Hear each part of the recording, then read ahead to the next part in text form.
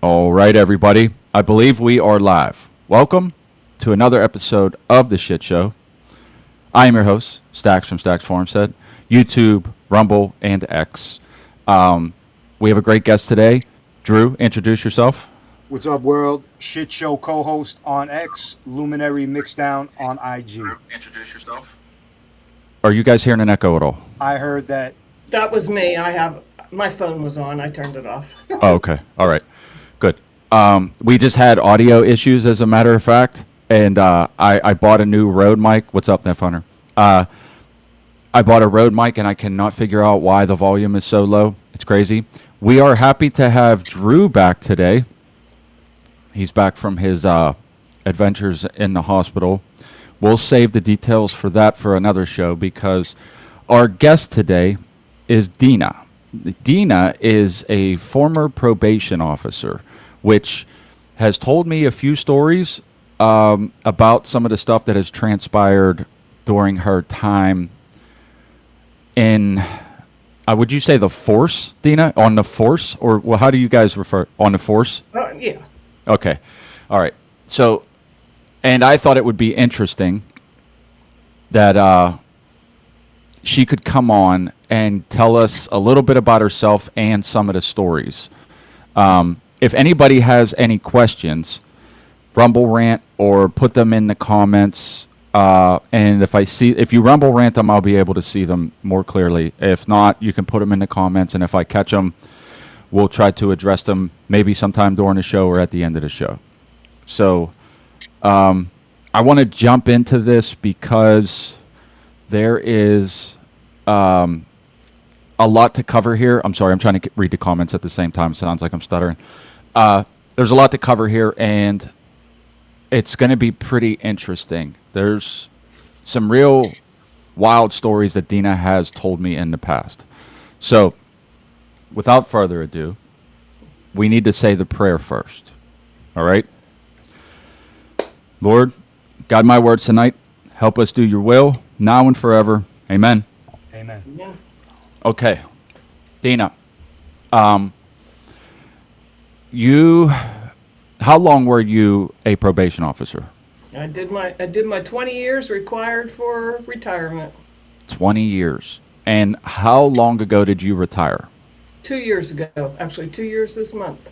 How you liking the retirement? I'm loving it. Yeah, good on you. I'd love it, but I love it. Good on you. Maybe someday. I think I'm probably going to work till I die, but who knows?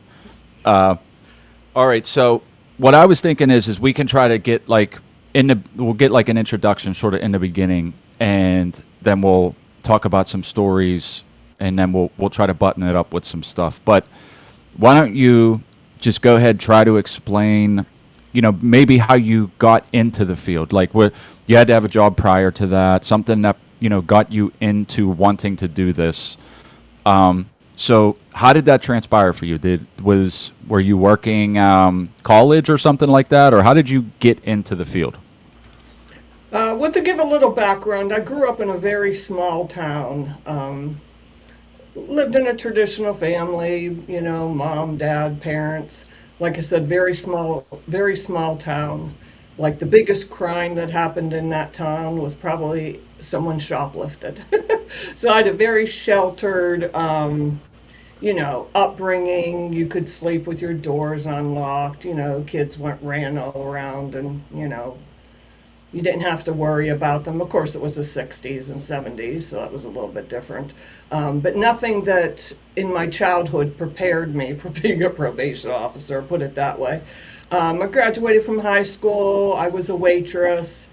I didn't want to be a waitress forever, so I started taking college classes. It took me 15 years, believe it or not, taking some college classes to graduate. And then I moved to a bigger city, and I was a family therapist. It was called family-based. There was one bachelor degree therapist and one master degree therapist on a team. And I did not care for that job at all. And my boss thought I was a little bit, maybe not sympathetic enough to the teens that I worked with. And she actually told me, "You need to be a PO." She said, she said, "You sound just like a PO." An example would be we had a caseload of teenagers that just didn't want to get up and go to school. In my opinion, there wasn't a lot of reason why they didn't want to get up and school, didn't go to school, but they could get away with it. Their parents didn't make them, so they didn't go. And we would get called out as a team, me and my coworker, to try to get to the root of why these kids didn't want to go to school. And we got called out to the same kids' houses every morning. They wouldn't get up and go to school, wouldn't get up and go to school. So I asked my boss one day, "Let me handle this one." And she just looked at me kind of strange. She's like, "Okay." So I went in, told so and so, "You're going to, in a maybe not real therapeutic voice, but let them know that they're getting up and going to school, that I have the phone number for the CYF Vision Quest, it was called, program that you would get sent away to for a weekend or a week, like a boot camp kind of thing for out of control teenagers. And let that person know that you had 15 minutes to be in my car. I'm leaving in 15 minutes with or without you. And without you, then I'm calling, to make the arrangements for you to go to Vision Quest. With you, I'll drive you right to school." Believe it or not, that kid at 15 minutes came running out of the house and got in my car, drove him to school. And I said to my boss, in my opinion, this is the way you got to handle these particular situations. Not always, not like I'm not sympathetic, or anything. And she said, she shook her head. She goes, "You got to be a PO." And I started thinking about it, and it interests me. The jail system and everything has always interested me. As you noticed, I have my Alcatraz hat on. I've been there 3 different times. So I applied and got hired as a probation officer. And I was actually clueless on what, like I said, my childhood, my growing up didn't prepare me at all for what was in store for me. So that was So just a little background of, let me you were dealing with juveniles at first, and Yes. then when you got into probation, that was adult probation, right? Yes. Yes. Okay, so you didn't deal with the juveniles as far as probation. No. Okay, because I imagine that's a completely different animal. Yeah. Well, I've never done juvenile, but yeah. Okay, so when you started, well, I think we're going to try to keep locales out of this. Is that what you'd like to do? You don't want to mention any places? I mean, if it happens, it happens, but But we're going to say it's a bigger city, right? yeah, pretty big city, yes. Okay. All right, so coming from a small town, kind of a culture shock to get into a bigger city with adult probationers? Yes. I would assume so. Well, I'm curious, and because if we got a lot to cover, but I'm just very curious on your first case that they put in front of you. Did that go smoothly, or were there problems with the very first one out the gate? Well, there was a 6-week training, first of all, but the training was basically on the mounds of paperwork. There are mounds of paperwork as being a probation officer. Everything you do has to be documented. You have to go to court. There has to be formal reports, So a lot of it was that. They didn't really teach you, I mean, they tried, but they didn't really teach you everything. They couldn't teach you everything. And then you went out in the field, that is going to people's houses, going to see probationers at their job, different places. And you did that for a couple of weeks with a coworker that was teaching you the ropes. But it was just a couple of weeks, and then you were completely on your own. For anybody that's not aware of this, so like when you go out into the field, you guys are armed, right? You have a sidearm. Do you guys have a vest on, like a bulletproof vest? Yes. Okay. And you're in. Oh, I'm sorry. I just wanted, because to paint a picture for the people Sure. is like, so when the probation officer comes, they're pretty, like you can see them. They usually have probation or parole or whatever written on their back, and it sort of resembles a cop. So, because I think that part's for anybody that was never on probation or ever seen it before, that kind of is going to paint a picture, I imagine, later with some of the stories. Correct. Is there anything you want to add about the beginning? Is there anything you want to say about how it started off and how things started for you? Well, first of all, I want to say, first of all, when you're first hired, you are not trained and approved to carry a firearm yet. So you're doing the first 6, 8, 9 months of your job. You have your vest, your pepper spray, your handcuffs, but you're not authorized to carry your weapon. You have to go to the police academy for a 2-week training, and then that's only offered a few times out of the year. And then once you qualify, you only have to score a certain, score. Then once you qualify, then you're carrying. So at the Okay. beginning, I was not carrying a firearm for, I don't know, a year or so, however long it took me to get. I'm Get- positive Drew is thinking the same thing right now. What does the qualification look like? Like whenever you go to The bar's shoot. pretty low, is what I'm thinking. Get this piece of paper that's not moving while you're completely calm, and there's nothing getting your adrenaline up. Yeah. That's actually not. I mean, it is. You have to score. I think it was 270 out of 300. You're shooting from various distances. You're shooting on your knees. You're shooting your right hand. You're shooting with your left hand. You're doing, all sorts, and you have to come up cumulative. I think it was 270 out of 300. So it did sometimes take you a few tries. So it was. Are you talking about rounds on target? Yeah. 270 out of 300. I think that's what it was. It might have been 250, but for some reason I'm thinking it was 270. But it was, it took you a few tries sometimes. How far away? All sorts of distances. You were at various distances from directly in front of the target clear back. So, It was it all pistol or was there any rifle? no, it was all pistol. Okay. For us here, these are the types of things that sort of interest us as these kind of stories are being told. Oh, okay. Okay. All right. So once you got past the training, did they just put this mound of paperwork on your desk and say, "Here you go"? Is that basically it? Like you did your walkthrough with your coworker, you got your training, and then they just say, like, do they have to bring the people that you're going to be watching? Do they have to come in and be introduced to you, or do you go out and find them? Well, you're given a caseload. So you're given a spreadsheet of, I think I started out with 50 names, 50 probationers, and then they would add on from there. But you're given them, and the first thing you would try to do is call them to see if the number's still accurate. Because the other PO prior to you might have got promoted, might have left. So that caseload might have been empty for a little bit of time. Other coworkers will pitch in and do things, but for the most part, it was vacant for some amount of time. So you're tracking down and trying to find these people first of all. See, who might have moved in the interim, whose phone number's wrong. So you find, you try to find them.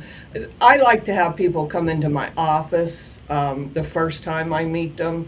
Sort of size them up, see what they're all about, see what their needs are, see who they live with, see if they have 5 pit bulls. So when I knock on the door, they're, I want to land, so to speak, because there's a lot of them have pit bulls. Yeah. And I want to know, are there 10 people living in that house, 9 of which are on probation for firearms? I need to know all of those things. Some people prefer to go and see them at their house for the first time.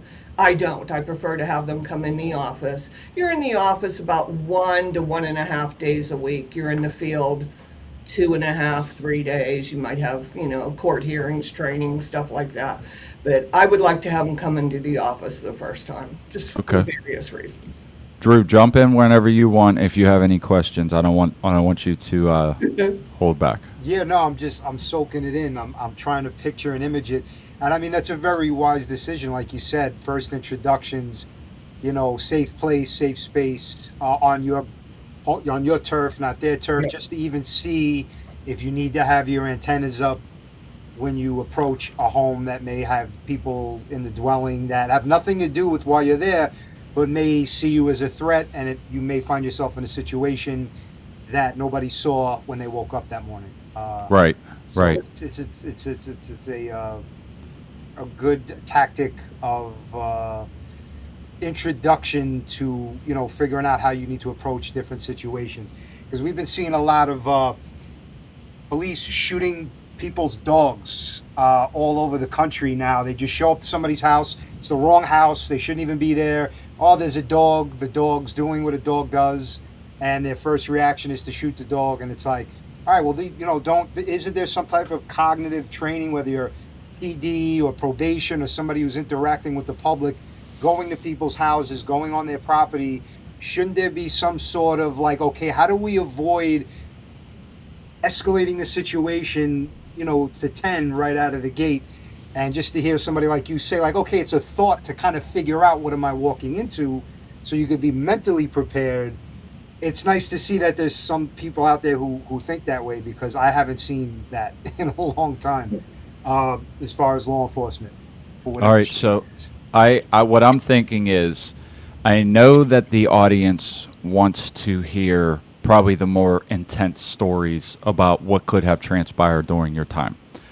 That said, is there anything that you'd like to add, maybe, in the interim, but between when you were starting and before the first time something got a little crazy? Well, yeah. So when I had people come into the office, like I said, my background nothing had prepared me for what I was walking into, so to speak. And I remember at the beginning, I remember it quite well. Somebody coming in, now there would be a locked door. You'd open the locked door and you would call the probationer by name and call them in. The secretary would have already given them initial interview paperwork for them to, fill out their name, address, what are they on probation for? Anybody else on probation? Different questions. And they would complete that, and then I would call them in and we would do it was called an initial interview.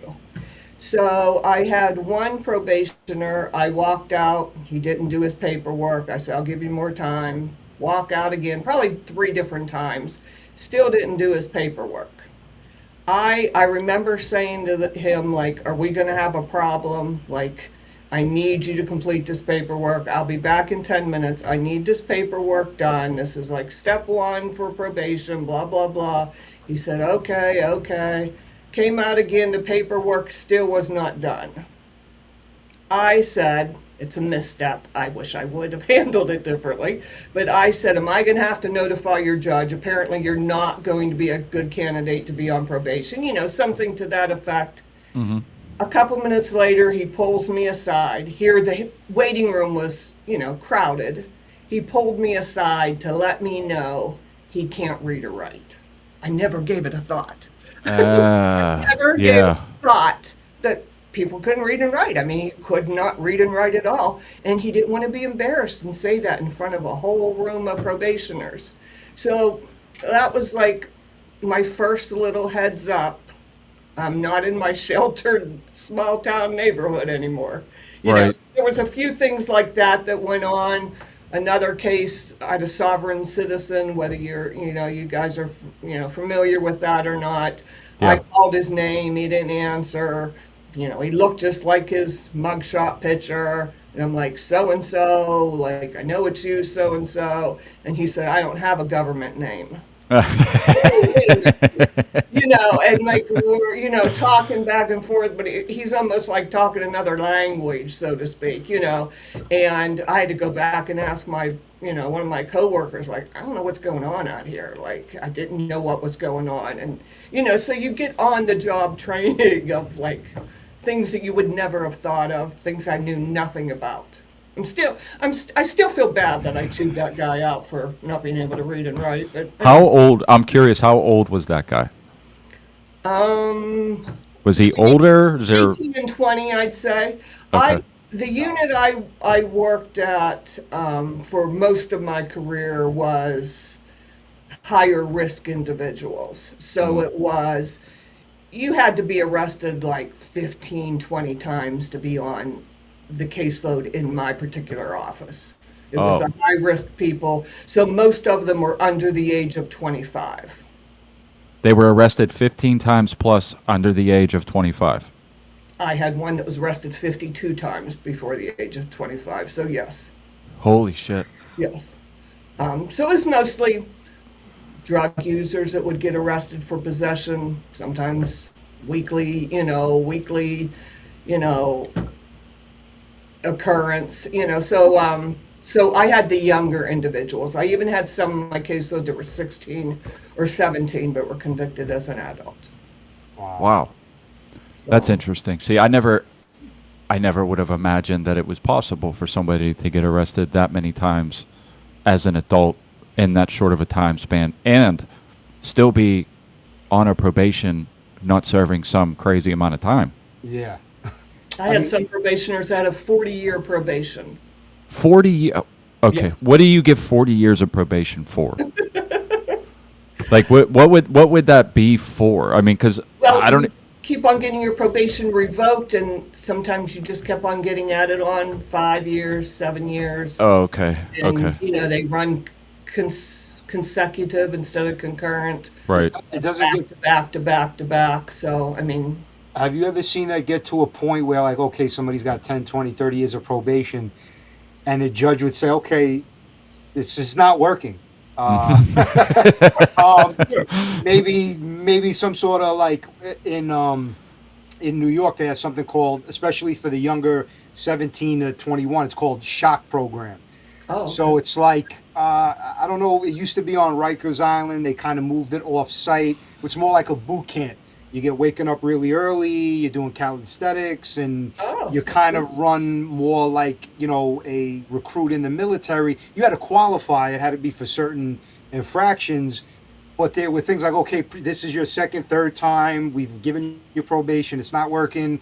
So instead of giving you hard time, you may be eligible for shock program. And I mean, if somebody to get 40 years probation, I mean, at what point do they say, okay, this isn't working? There's got to be some sort of sentence given, because the guise is it's like for rehabilitation, even though you're not being rehabilitated in most prison atmospheres. You're going to come out worse than when you went in, usually. But again, under the guise of rehabilitation, what's 40 years of probation? How is that even coming close to try to represent the goal of the system?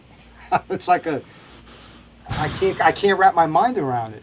well, Well, see, you could be on probation in one courtroom for a certain amount of time, and then you might get arrested and get a new judge. You're not going to always see the same judge, and they're going to give you so many years consecutive to the probation you're already on. Then you might get another case and get a probation consecutive to that. It's consecutive to your old case. And there's no system that I know of that notices, hey, you're on probation for 12 different judges, one after another after another. You know what I mean? So, they talked about from time to time trying to get everybody assigned to the same judge, but I don't know how that would have been. I Yeah, don't know how. I would think with all the access and they know everything about you, they know your blood type, they know all your aliases, that they would know, like, all right, you've already been granted probation on 2 or 3 or 4 other occasions by 2 or 3 other judges. So me being the 5th judge for your 10th infraction, I'm going to go a different route because of that. I kind of would see that. well, listen, Drew, I mean, with all due respect to Dina, we're talking about the government here. And they're the furthest thing that they are the most inefficient entity to ever exist. So I mean, I can definitely see that, like, filed paperwork done, and not cross-checking happen constantly. Like, there's no doubt in my mind that Yeah. that's how situations like this happen. Perplexing, but yeah, it happens. Yeah, I mean, it's just the nature of the beast when it comes to that, because everyone's so compartmentalized in these areas that, like, it's I could definitely see from my own experiences, like, I can see how you see people. I've heard stories even in Pittsburgh, like people getting released from the jail when they're supposed to be going to the penitentiary, just like something gets mixed up, and like they get released to the street. So I mean, like I said, I mean, it's It's a broken it's the system. government, dude. Like, they're probably not, the best at doing these things.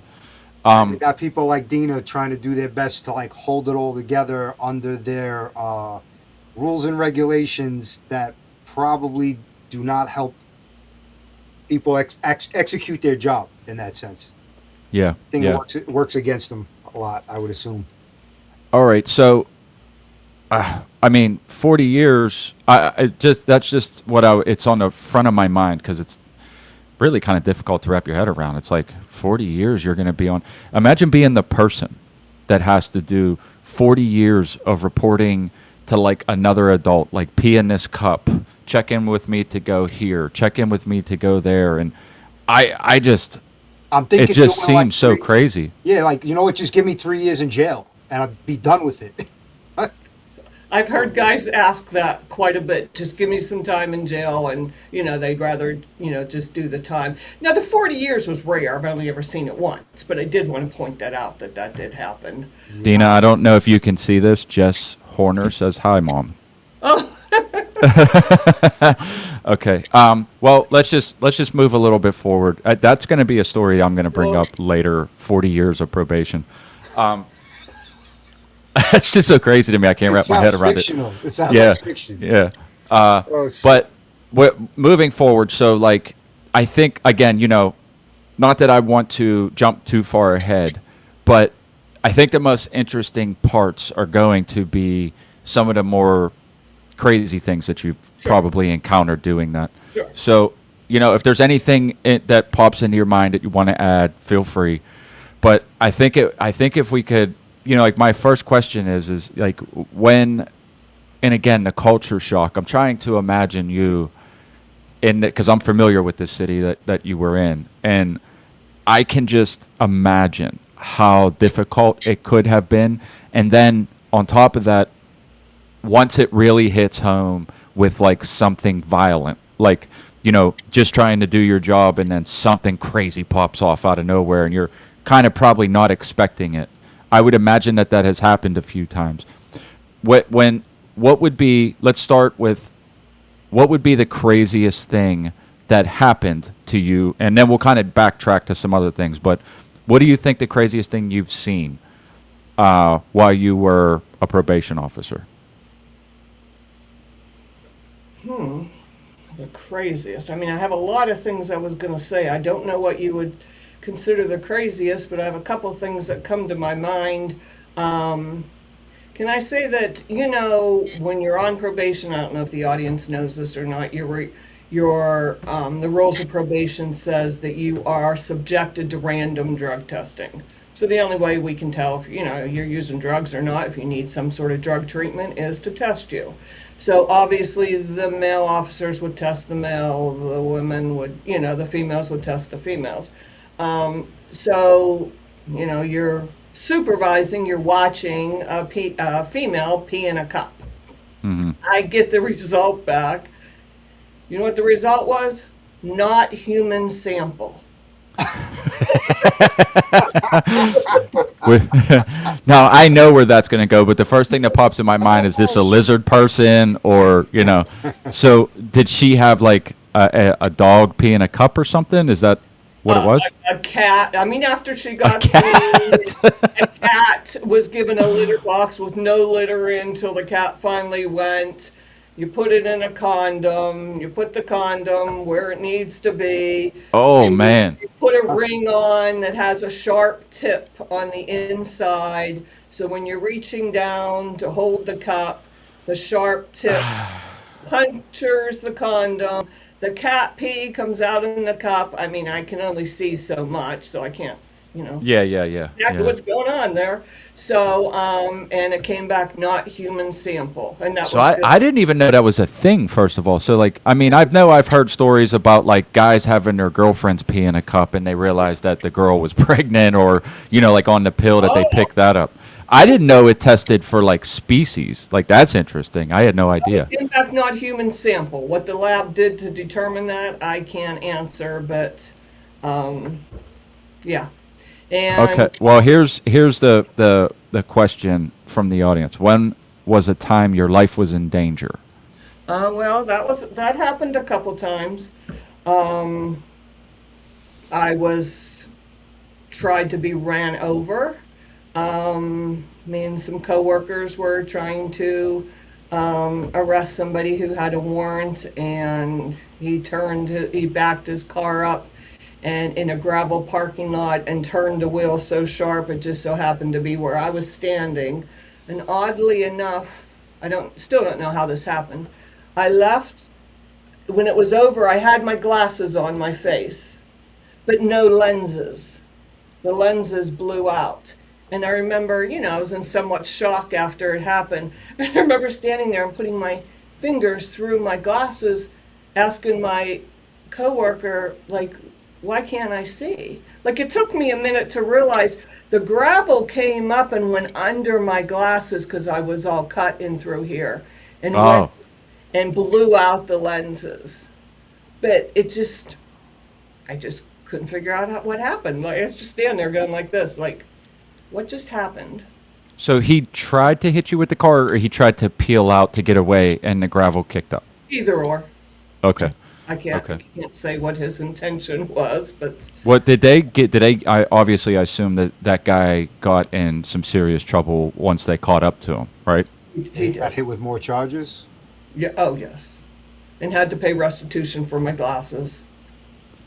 Okay. No off time. They didn't give you off for that. No.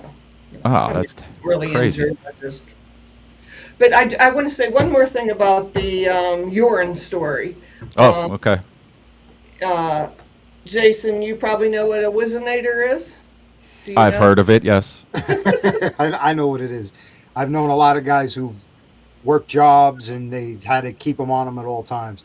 Sure. Well, when a male officer came out of the bathroom stating that a Caucasian male had on a African American whistle, I just have to say that has always been in my mind. Like, That's what happens when you try to get the sale on the color that doesn't match your pigmentation. Oh, he borrowed that from somebody, and that's the sick part too. It's like, that was somebody else's that he borrowed. Because I mean, how do you go in and just buy that, right?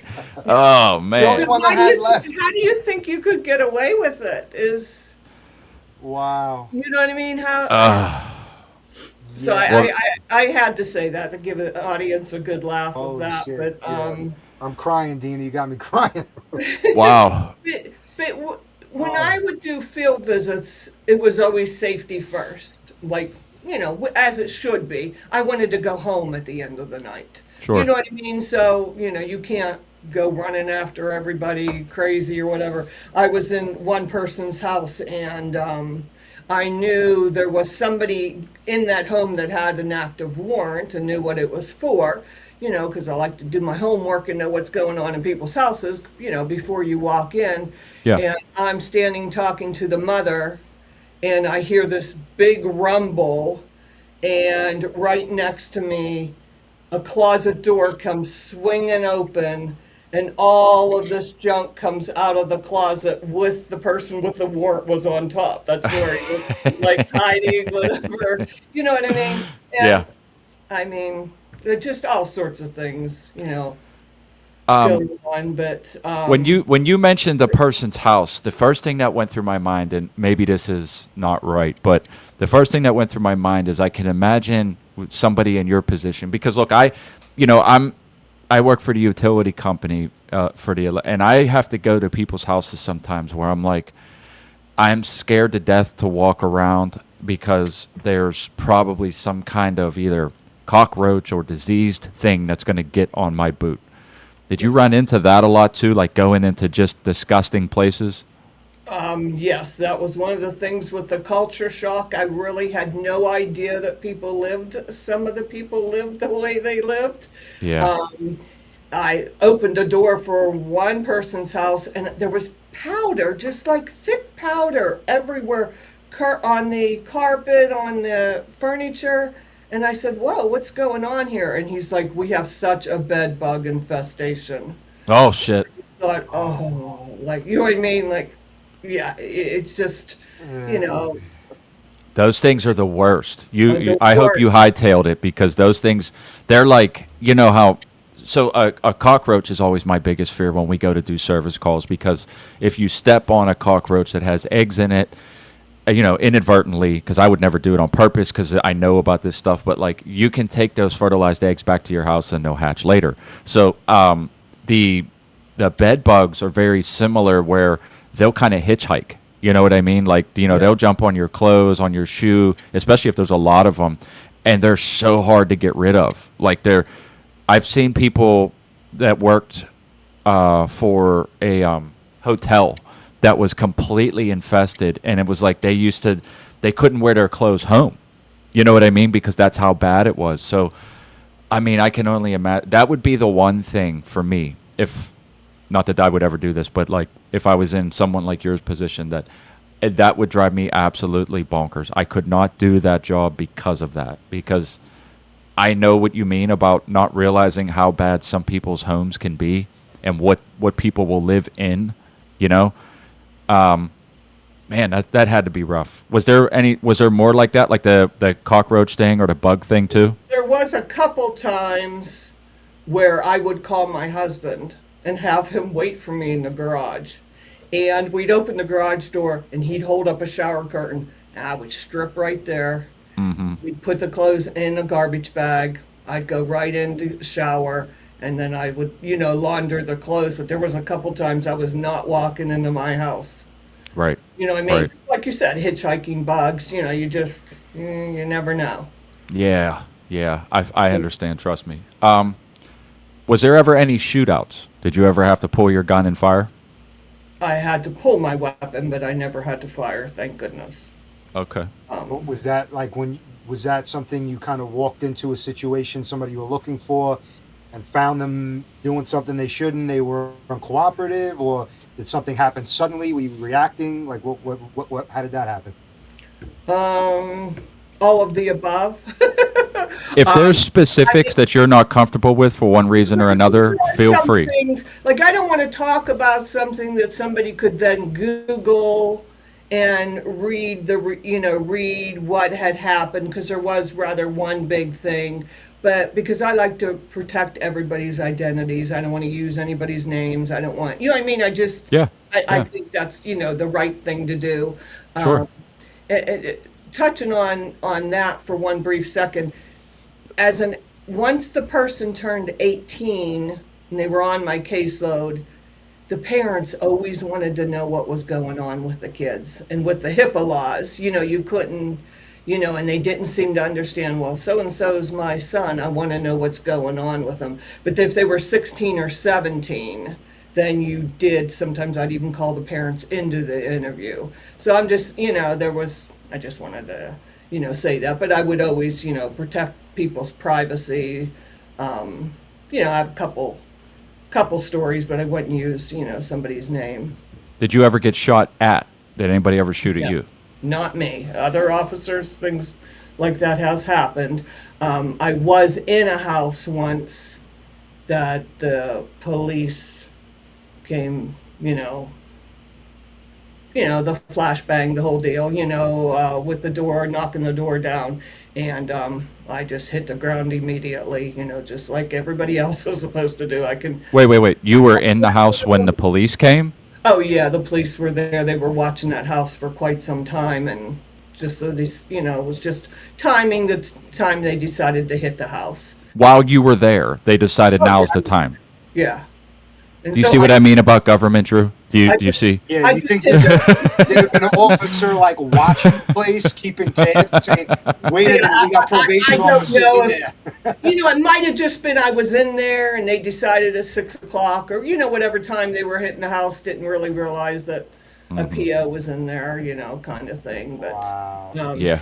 oddly enough, an officer stopped me once and I sort of, after we talked for a minute, I sort of laughed. I never gave it a thought. If I would see one of my probationers walking on the street, I'd always pull over, and talk to them for a couple minutes. Well, if that person might have been on probation for drug dealing and they see me pull over we're talking at the window here for a minute. Sometimes, you might be handing them something, you might be showing me something. And then I pulled out, and then the police officer stopped me and thought I was doing a drug deal. And then yeah, I could see how you thought that. You know what I mean? Because you're, a typical drug dealing, drug selling area. I don't want to. Yeah. Wow. Was that the most of your? Was that the majority of your caseload? Were they drug dealers? Users and dealers. Yeah, majority of my caseload. That was I'm imagining when the time probably was, but I remember when the opioid epidemic hit whenever the pills were really popular. I can imagine you've probably seen your fair share of the people that got ran through because of that. I remember whenever I grew up in Pittsburgh, and when the pills came out and the doctors were just writing them like OxyContin, they would write it for anything. The doctors were told that they were not addictive, which is the craziest thing. It's a legit thing. Like the pharmaceutical industry told the doctors that these opiates it was basically heroin in pill form.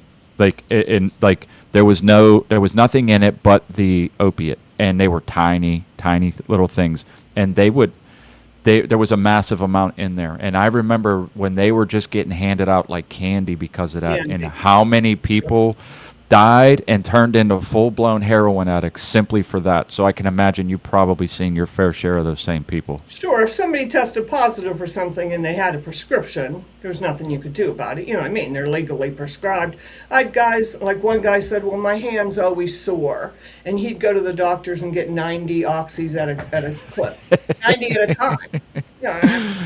Like, I remember there was a few doctors that in Pittsburgh that when it first started everybody would go to, and all you had to do was say you had anything to do with pain. There was a guy that literally went in there and said he had a cough, and he just wrote him the script. And these were massively potent opiates, and they were just handing them out like crazy. so you think the doctors really thought they were non-addicting? No, they were getting paid. Yeah, they were getting paid. That's what it was for. And they were using that excuse to cover their ass. Like, anybody with any brain knows that opiates are addictive. I don't care what you do. And they're going to be even more addictive for certain people because, something I learned over the years is that, like, we're not all hardwired the same. Some people don't like opiates, and some people absolutely love them. Like, I know a guy that was in his late 50s and got put on painkillers for a surgery. Within 6 months, he was shooting heroin. He had never done drugs before that. And it's like, so it's different for everybody. And, like, the chemicals hit everybody's brain differently. But I know for sure that the doctors were doing it because they were getting paid, but they were using the pharmaceutical rep saying that they weren't addictive to cover their ass. Yeah. All those years in medical school, they know what's addictive and what's not. It was a money game. All that selfish profit, make more money. It's insane. I forget the name of the family. There was a family. It was The Sackler family. Yeah, there was a special on it. I watched the whole little show about how they kind of developed all that, and had the pharmacy reps and the techs, pharmaceutical techs, go out to the doctor's office and pitch it like, this is how you sell it to your patients, and the more you sell, you'll get vacations, you'll get this, you'll get that. It was a whole big like Ponzi scheme to get rich, and at the expense of addicting a great portion of the nation. It's sickening. It's sickening that. Just to button that up, because this is supposed to be about Dina, but this particular thing is really close to my heart because I seen with my own eyes a huge part of the generation that I grew up with die, go to prison, and lose decades to this addiction simply because of these pills. It was the first thing. It was like, because back then it was like, you looked at dope fiends and crackheads like pieces of shit. But if you were taking a pill, now that's different, right? Because that was the mindset, right? Because this was the first time that something of this caliber had hit the streets.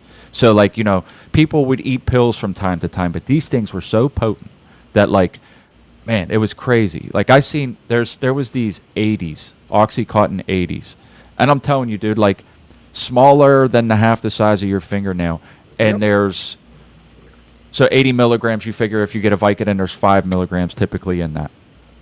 5 times, what is that? How many Vikes would be in an 80? 8. Is it eight to 10, 8. something like that? Yeah. Right. So, I mean, you figure if you were taking that many all at one time, that's what the equivalent to this was. And you could chop them up and you can sniff them, and that was even worse. And then people were even getting to the point where they were shooting them in their veins. So, I mean, I say all that to say that I know for sure that because of that epidemic that was so easily and widely available, I know your caseload exploded in part simply because of that. There's no doubt in my mind. All right. So, Now, Jason, you just said about deaths from overdosing. So I wasn't prepared at all for this caseload, knowing the amount of people that would die. Sometimes I'd get a death notice every week. I was 1, 2, 3 death notices. And I used to, like, at the beginning, I'm like, what's going on? Like, I wasn't prepared. I used to print out their picture and keep it in a folder, people who passed away and look at them from time to time. But I wasn't prepared for at all the amount of people that would die. And I know on your podcast with Top the other week, you had talked about planting a seed. I mean, we were talking about planting a seed. And let me just say this briefly. So I would like to think that I could plant a seed. I'm talking about plant a seed, in somebody's mind yeah. to maybe get them start thinking in a different direction. That was pretty much the most I could hope for. So this one particular probationer, I'm just going to call her Cece.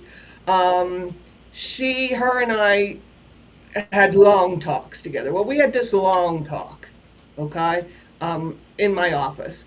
So, like, the next day she got arrested. She was in jail for like 8 or 9 months. She gets out of jail, okay, and we're having a long conversation. Everybody knew within 24 hours of being released, you're to show up at the probation office, unless it's a weekend, just to get things, going again. She showed up and we did this long talk. She said, Miss Dina, I thought about nothing but our conversation before the whole time I was in jail. And she regurgitated most of the conversation, and I was just like shocked that she was thinking of my conversation the whole time she was in jail. I'm like, okay, we got the seed planted on this one, you know what I mean? And then the next morning I come into work, she overdosed that night and died. Oh, I man. still think about that, and I mean, you would try to talk to people. I mean, if you're shooting 30 bags before you go to jail, I would realistically tell them, hey, you don't have any tolerance now.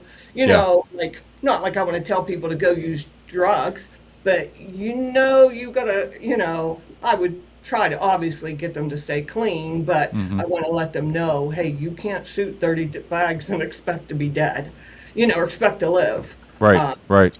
But yeah, I always think of that, like she remembered my story, my conversation, but yeah.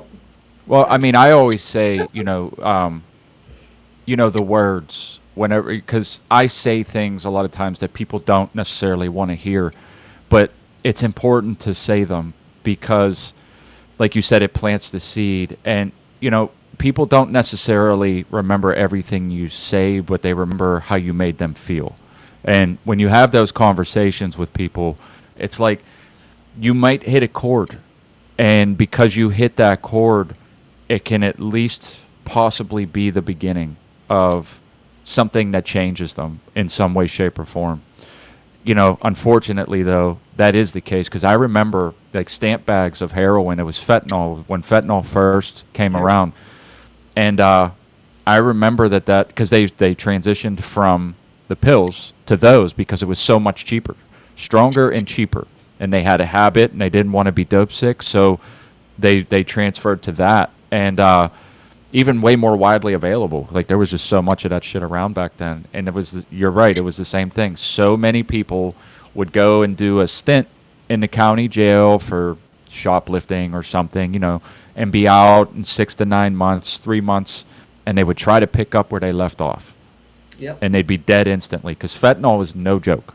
Like you can build up a tolerance to it, and it's something that would normally kill an elephant, and you can build up a tolerance to that. But you don't have that tolerance, and you try to go back anywhere near that, that's it. It's a wrap. You're gonna die. That stuff's no joke at all. Yeah, yeah. Shit. When it came to that, so as you're a probation officer, people come in. I would imagine you probably see a lot of people with dirty urines, right? So what did you guys do to the people? Was it like a warning system, or if it like first one and you have to go to treatment, you have to go to jail? Was it a case to case basis? Everything's case to case basis. No two people are alike on probation. Everybody has, different circumstances. But we had people that come into our office to do drug and alcohol evaluations. So after the first, or definitely after the second, dirty urine, you're going to sign them up for a drug and alcohol evaluation. They'll come in the office, be evaluated, see if they need to be, begin outpatient, IOP, inpatient, to see what their particular circumstances. There were some people that you felt like you could never get clean. They're just, never gonna get clean. Sometimes you would put them in jail just to hopefully save their life. Because once you're in jail, you now detox, you're now clean. I would think you're now thinking differently, you know what I mean? And you might, maybe not. You shook your head no, Jason. Well, I mean, here's the thing. It's very much for the audience's sake.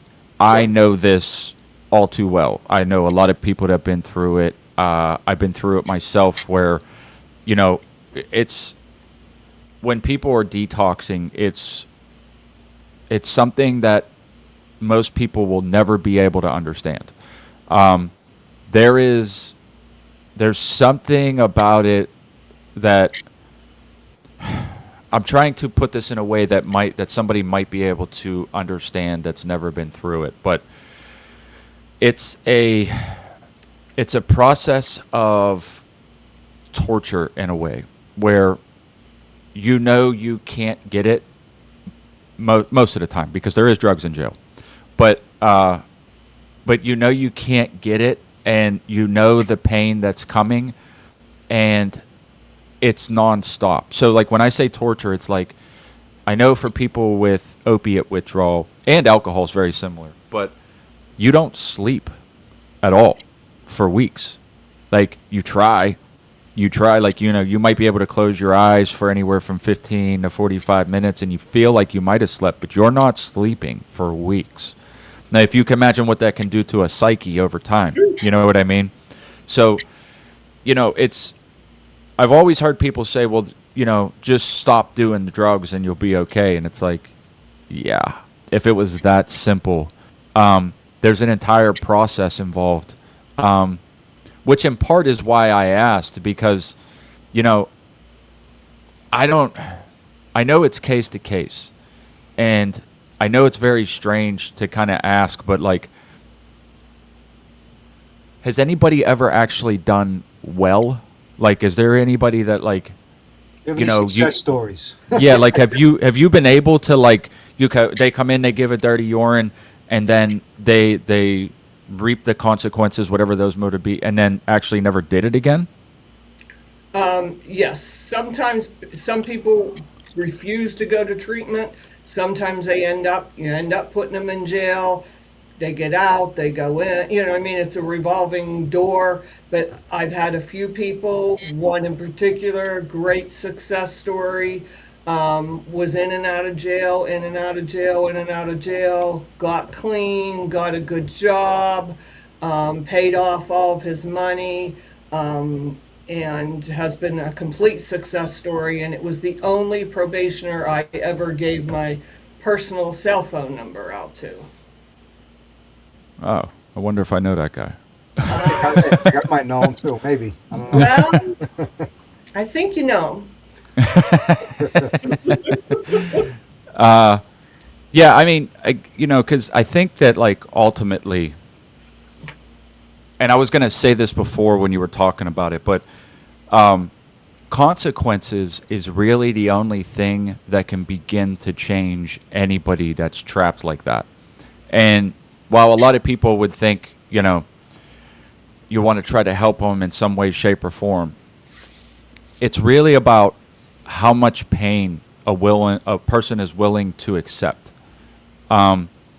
Because when at some point you realize it becomes self-inflicted, if you're lucky, because there's also the people that they'll always be focusing on the external, like it's my dad's fault for doing something, it's my mom's fault it's the system's fault for doing something, and for those people, it's not going to be easy for them to look at themselves and say, like, what can I do to fix this?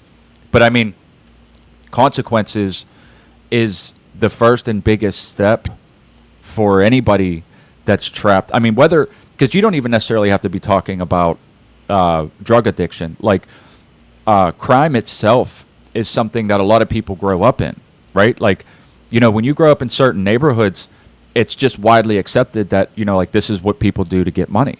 And it becomes a way of life, if that makes any sense, right? So, like, you can figure it's sort of like a culture in a way where they don't have the mindset of being able to think about not doing that. The only thing they can think about is how they cannot get caught doing it.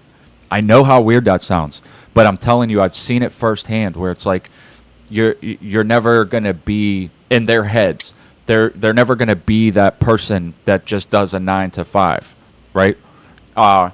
Maybe it's never going to be enough money, or there's never going to be the right opportunity, and they keep telling themselves that like they're not good enough for that, right? Like, because they've already got a jacket or something like that. And through the time that I've been around most of that, what I've began to realize, especially through doing some of this research on the spiritual level, is that I've come to realize for myself, I know some people won't accept this, but there's an evil influence happening to those people, whispering in their ear, in their own voice, that you're never going to be able to do that, so just try and get that one big score. Just try and do this one thing that, we can then flip into hopefully some kind of business. Maybe if I can make $100,000 off selling drugs, or $100,000 off some kind of theft or crime or whatever it is, then I can take that money and try to do something good with it at that point. I'm an honest believer now that a lot of people, there's also like I've heard people talk about a generational iniquity. And whether or not you want to believe that, I think it shows up because people are raised in it, like I was just referring to, right? Like, if you grow up in the projects, or you grow up in the hood, and everybody that looks successful around you is a drug dealer, they have the flashy things and everything, right? That's success to a lot of people. So like they're striving to do that. And that generational iniquity passes down. It passes to the next generation because they're seeing their uncles, their aunts, their fathers, their mothers, their grandfathers all try to do this. And to me, that's why I think it's a spiritual battle. Like, a lot of that stuff is a spiritual battle. And the inability to be able to recognize it is usually what I can tell to be the biggest part. In this materialistic world that we live in, people measure their success in dollars and not good deeds, being a decent person. That's just something there's not a thought that's capable of happening in that arena. So I said all that because as much as somebody would like to have that silver bullet or that key to be able to, or that phrase to be able to say to a person that might be in that addiction or in that life, it's like, I wish there was, but there isn't one. There isn't. There isn't a thing that can be said typically. Um, in the right situation, like what you were talking about before, you can hit a chord that can hopefully start that process. But ultimately, it falls on the person whether or not they're willing to look inside and see if they're the problem and if their thinking is the thing that keeps landing them in these situations. I hadn't planned on saying any of that, but I get these little. I talked about it in the past. It's like these inklings, these nudges, these pushes at times where it's like you have to interject that, you have to say it because for some reason I think somebody needed to hear that. So that said, been there, done that. I know. I pray for the people that are stuck there because I know what it's like. And the people who I've had people who tell me that they've sold drugs since they were 12 or 13 years for their parents. Their mothers had them sell drugs. They've always sold drugs. Like would look at me like, why wouldn't I sell drugs? I've been selling drugs for how many years? And people who tell me, you know how many thousands I make a week selling drugs, and you want me to quit and go to McDonald's to work for $6 an hour?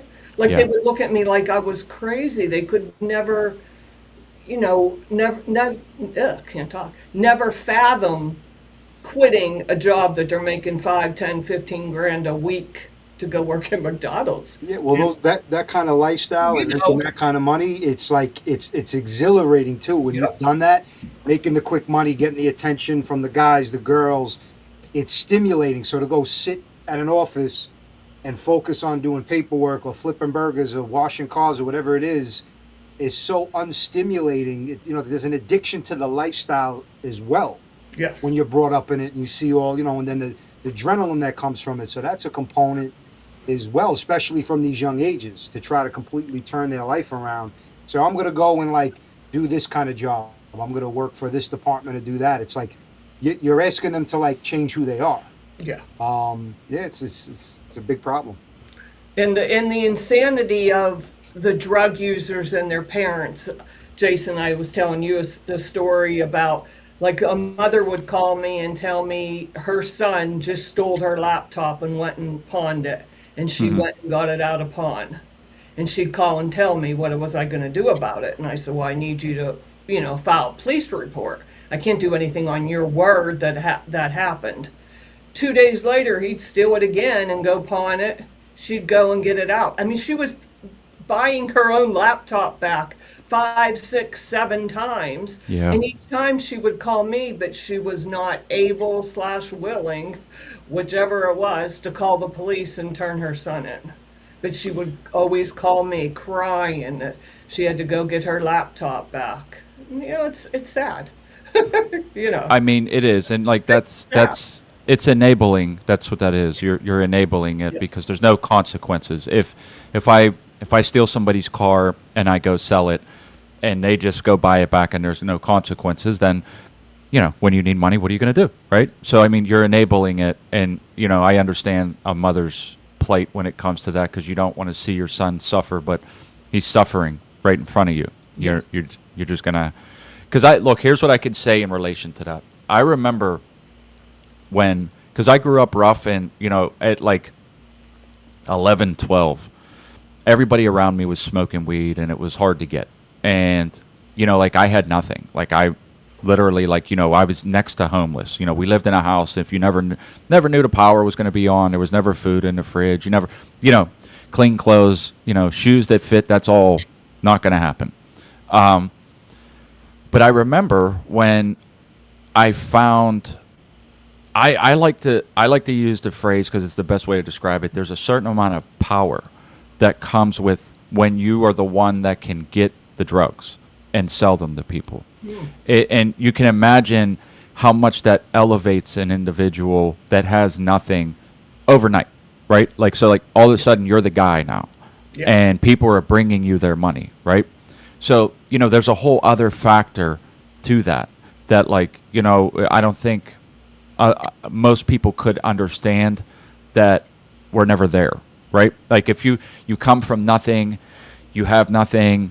Your early childhood is a constant struggle, not even really being able to understand how bad it is, and then all of a sudden this thing falls in your lap, and now you're sort of the guy, right? Yeah. And you're people are calling you, they're giving you your money, they're looking at you differently. Now you're able to buy nice things that impress other people, and that's a whole other factor to the entire thing that a lot of people do not want to let go.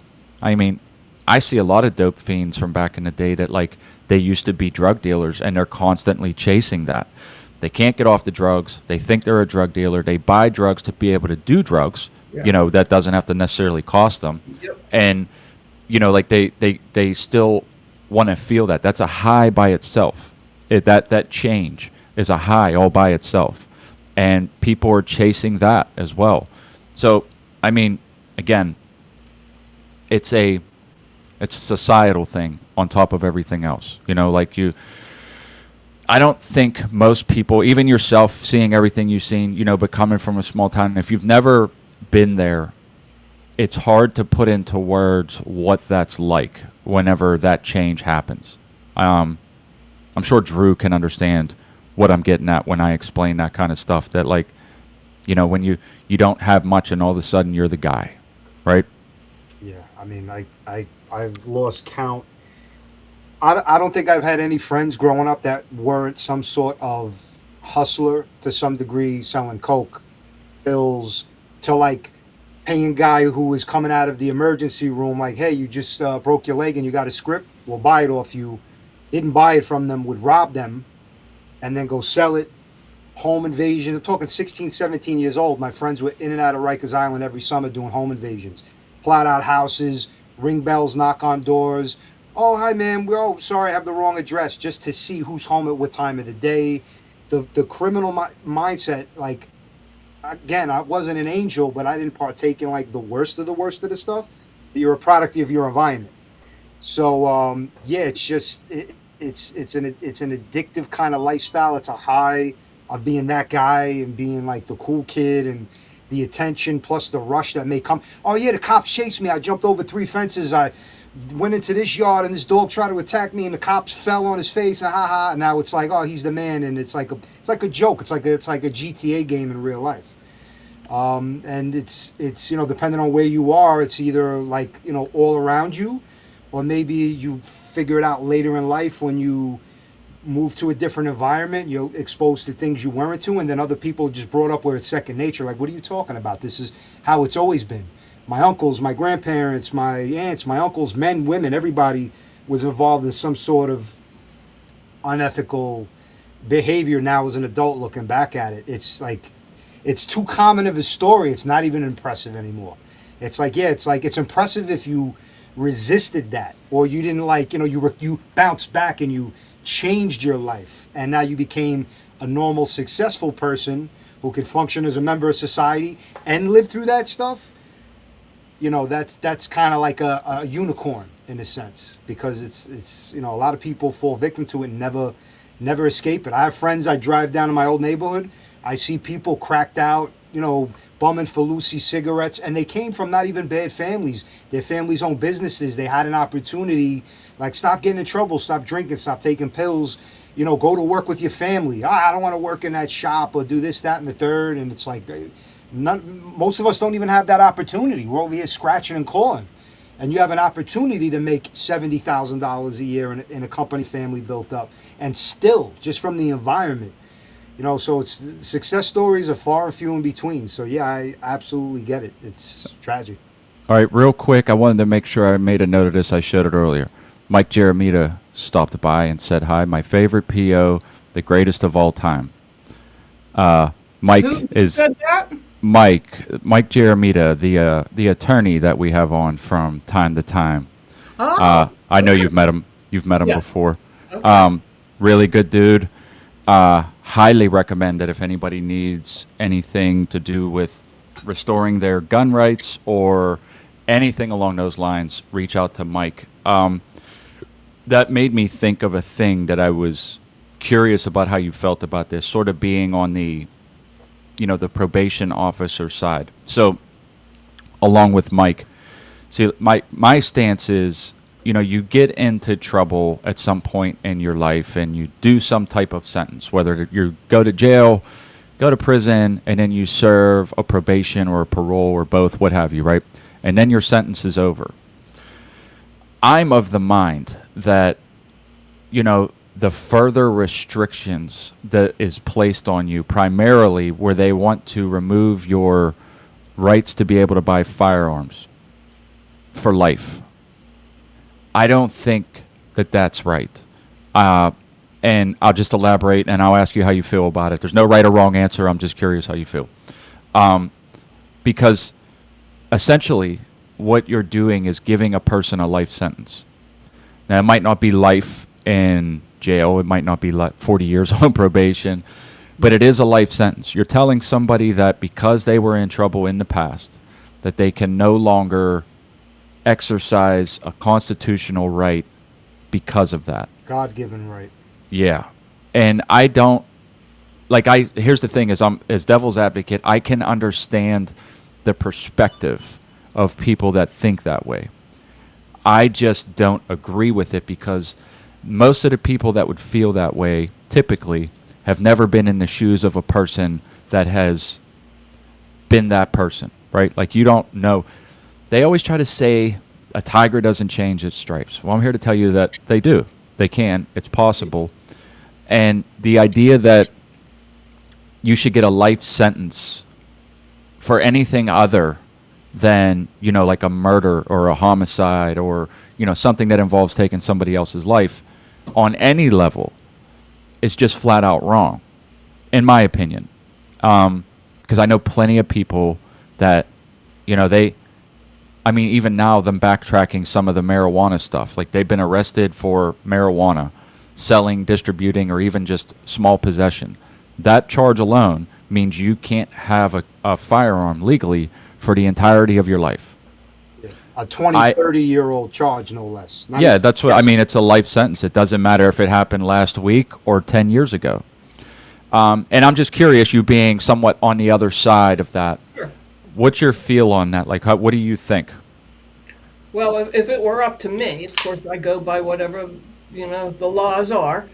But if it were up to me, I would think, well, first of all, it seems it has to be sort of on a case-to-case basis. I don't know that you could make one blanket rule, but if you could make a blanket law or rule, it seems to me there should be some period of time. I mean, if you've gone 7 years, for example, without committing any crimes, don't you think that should entitle you to possibly at least having a hearing or something, submitting paperwork for reconsideration of, restoration of your firearms, something like that? Seems like that might be a good idea. I mean, you can't, I did some things when I was a teenager I'd never do now.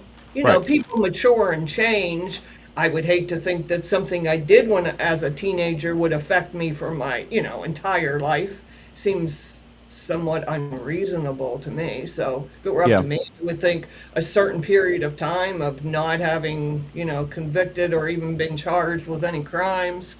Well, because here's my point, and for anyone that hasn't ever heard this before, is that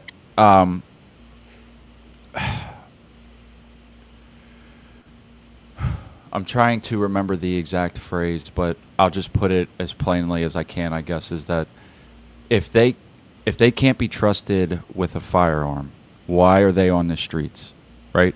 So, like, this is the reason for the probationary or the parole period after the fact, is so that you can be watched closely on some level, different for everybody, to make sure that you're not going to reoffend right away. Sure. That's your sentence, right? Like, that's part of your sentence. You do time, you don't do time, and then you have this probationary period. And so what we're saying is like, because I like to break this down for people. I imagine some people that might be watching the show that might want to hear this perspective, because it's like, oh, criminal with gun equals bad. And, that's a very surface level. And it's worth just re-explaining, because I've said this in the past, is that What you're doing is trying to dictate to a person that they can't protect themselves, they can't protect their family, and the most important part is that if they are going to commit crimes, they're not going to wait for permission from anybody to buy a gun, because that's not how this works, right? So, like, criminals are always going to have guns. And I think that that gets lost on a lot of people that sort of have that outlook that, no, they shouldn't have guns. Well, I'm here to tell you that they're going to if they want to. It's not, that part is not necessarily going to be up to you. It's the legality that is sort of left over. And essentially what you're doing is putting the people in a position where they can't protect themselves. They can't protect their family against another armed person because they are willing to follow the law.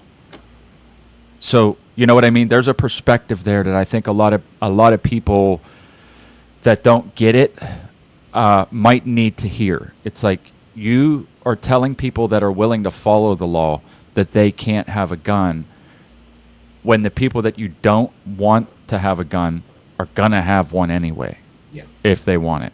So, I just thought I would put that out there. Mike said hi, and you being on your side of the fence previously, it's worth just saying. I often put this out there. It's like, it's not necessarily for the conversation between you and I, although that's what we're here for. It's somebody watching this that may not have that perspective, right? Like, they may not have been able to think of it that way. They just think that we said you're not allowed to have a gun because you were arrested, and now you're never going to have a gun. That's not how the world works.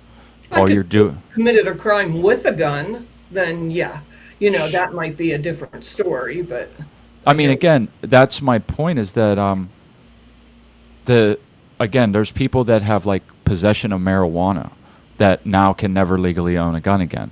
And then there's people that have committed crimes with guns that also can't legally have a gun again. And the only difference between anybody in that category is whether or not they're willing to listen to the law.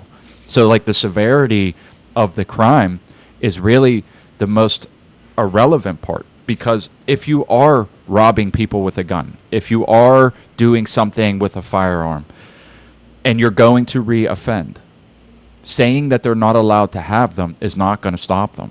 So, do you see what I mean? Like, like, as much as we would all like to believe that just because there's a law in place that it's illegal for you to have a gun, well, I'm here to tell you that criminals, by definition, are not going to listen to that. So what you're doing is you're restricting the people that are willing to be lawful. Do you see how, you know what I mean? Whenever you try to put it out and let it go full circle, because I think a lot of people stop halfway at that circle where they don't understand the rest of the context. The people that are willing to listen to you are the ones that you don't have to worry about, and those are the ones that you're saying can't have them. Can I put my 2 cents into this? Sure, absolutely. Go ahead. So, the original framers of the Constitution never put in anything to say, if you're convicted of a said level misdemeanor or said level felony, you're prohibited. This was something more the Modern Firearms Act in I don't forget what year it is, 1930 or 40 or whatever it was, or 1960. What they should do now is, because people are banned from possessing firearms under federal law if they've been convicted of a crime that holds or is issued a jail sentence of greater than 1 year in jail. So that's like talk about throwing a blanket over something. Oh, yeah. Because, and as an example, in New York City, your grandfather passes away of old age, you inherit his belongings, you get some old vinyl records, some of his jewelry, a couple of his suits, and an old 5-shot wheel gun from like 1970, whatever it is. You inherit that. You're found to be in possession of it, no criminal record, mandatory 5-year prison sentence, Wow. and it's a felony. In a place like Pennsylvania, that's not even an arrestable offense on its own, just possessing it. So therefore, under federal law, you're prohibited from life federally if you've been sentenced to a crime that holds a greater jail sentence of 1 year or more. But who's saying what crimes deserve to be punishable for that amount of time. So what should be done is they need to kind of make a whole new framework. If you're guilty of violent crimes, not self-defense, violent crimes, you're a perpetrator, you're victimizing innocent people, whether that's assaults, rapes, murders, armed robberies. Those people, and obviously, depending on the rest of their record and the circumstances, lifetime prohibited. Okay, who can argue against that? Somebody who lived in the wrong place and had something that's not legal there, or has an old nonsense drug conviction, whether it's weed or coke or whatever it is, but never harmed anybody. No government has the right to come in and say, now you do not have the right to defend yourself or your family for the rest of your life. That is a big fly in the soup, so to speak. And it was done on purpose. So to say, oh yeah, you're federally banned, so somebody convicted in New York now can move to Texas and is prohibited in Texas for life, and everybody in Texas, is, even the sheriffs, are scratching their head like, how did you get arrested for possession of a firearm? That's like a God-given right. We expect everybody to be in. Did you commit a crime? Nope, my crime was being in the wrong place. Well, now you're prohibited because in that place, in that jurisdiction, it was a crime that was a prison sentence of 1 year or greater. And it's not, you won't get arrested for it in another place. So there's so many case by case things, but they throw a big blanket over it. Oh, well, this is the conviction and this was the sentence. It was greater than 1 year. Whether you served the time or you didn't, it was punishable to up to 1 year or more. And now they put you in this big bowl and you're in there with all the murderers and psychos and everybody else. And it's just a very unfair system. And it was done that way on purpose. But this is the way it is, and it has been, and we need to do something about that. Well, like I said, that little conversation, those little rants, the only reason it was brought up at all was, firstly, when Mike was in the comments, it made me think about it, and I thought Dina's perspective, somewhat being on the other side, along with the audience that may not have considered some of these things, thought it was worth mentioning. I apologize if any of that was a little long-winded, but it's one of the things on this channel that we kind of advocate for in a way where it seems so convoluted, but you're also arguing up against people that are not seeing the whole picture. One more point I'd like to make, and then I want to ask you about how you finished up your career, but I often hear law-abiding.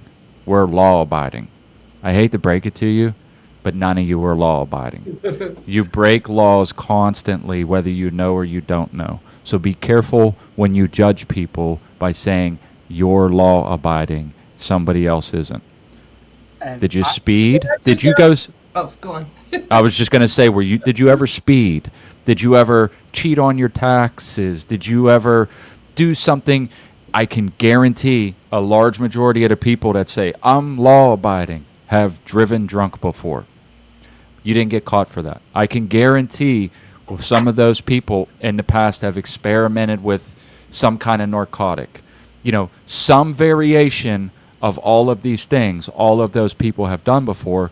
They just didn't get caught, and that's the only key factor. So be very careful when you judge people and say law-abiding. That's very important. I'm going to make this very brief because I see people on Facebook and Instagram will say, anybody convicted of any crime, you're a criminal, you did something wrong, you should never have your rights back. And the reality it is, sir, do you carry a gun? Do you smoke weed? Do you do this? Do you do that? Yeah, I can. I follow the law. It's legal here. Well, there's people doing the same thing who live in a place that are not as fortunate. So your acts, their acts, you're law-abiding, they're a criminal.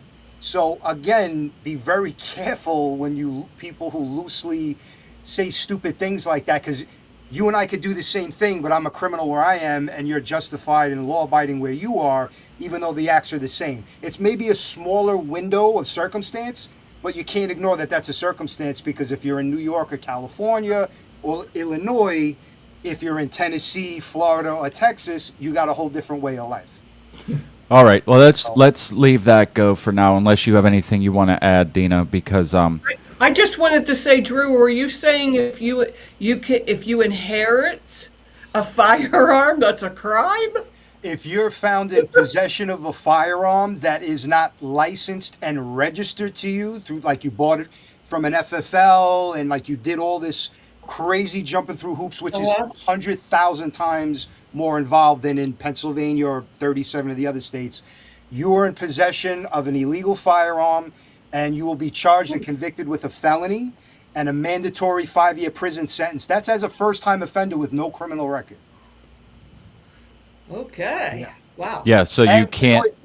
I got to add this too, and they'll charge you with possession of a loaded firearm, even if it's not loaded, but you had ammunition somewhere like in arm's reach. It's a Wow. loaded firearm. So Ridiculous. the moral of that story is don't live in New York City. Don't live in New York or California Okay, or Connecticut.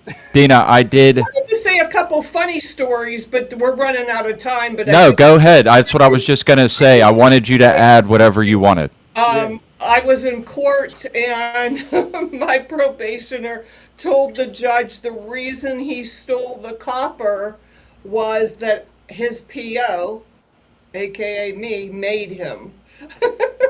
What? That's what he said. The judge went like this for me to approach the bench. What I instructed the probationer to do was when he was doing, under the table work, when he got paid next, was to get a money order to bring to the probation office because it's been so long since he made a restitution payment. I was going to have to violate his probation. But in his mind, his PO made him go commit a crime.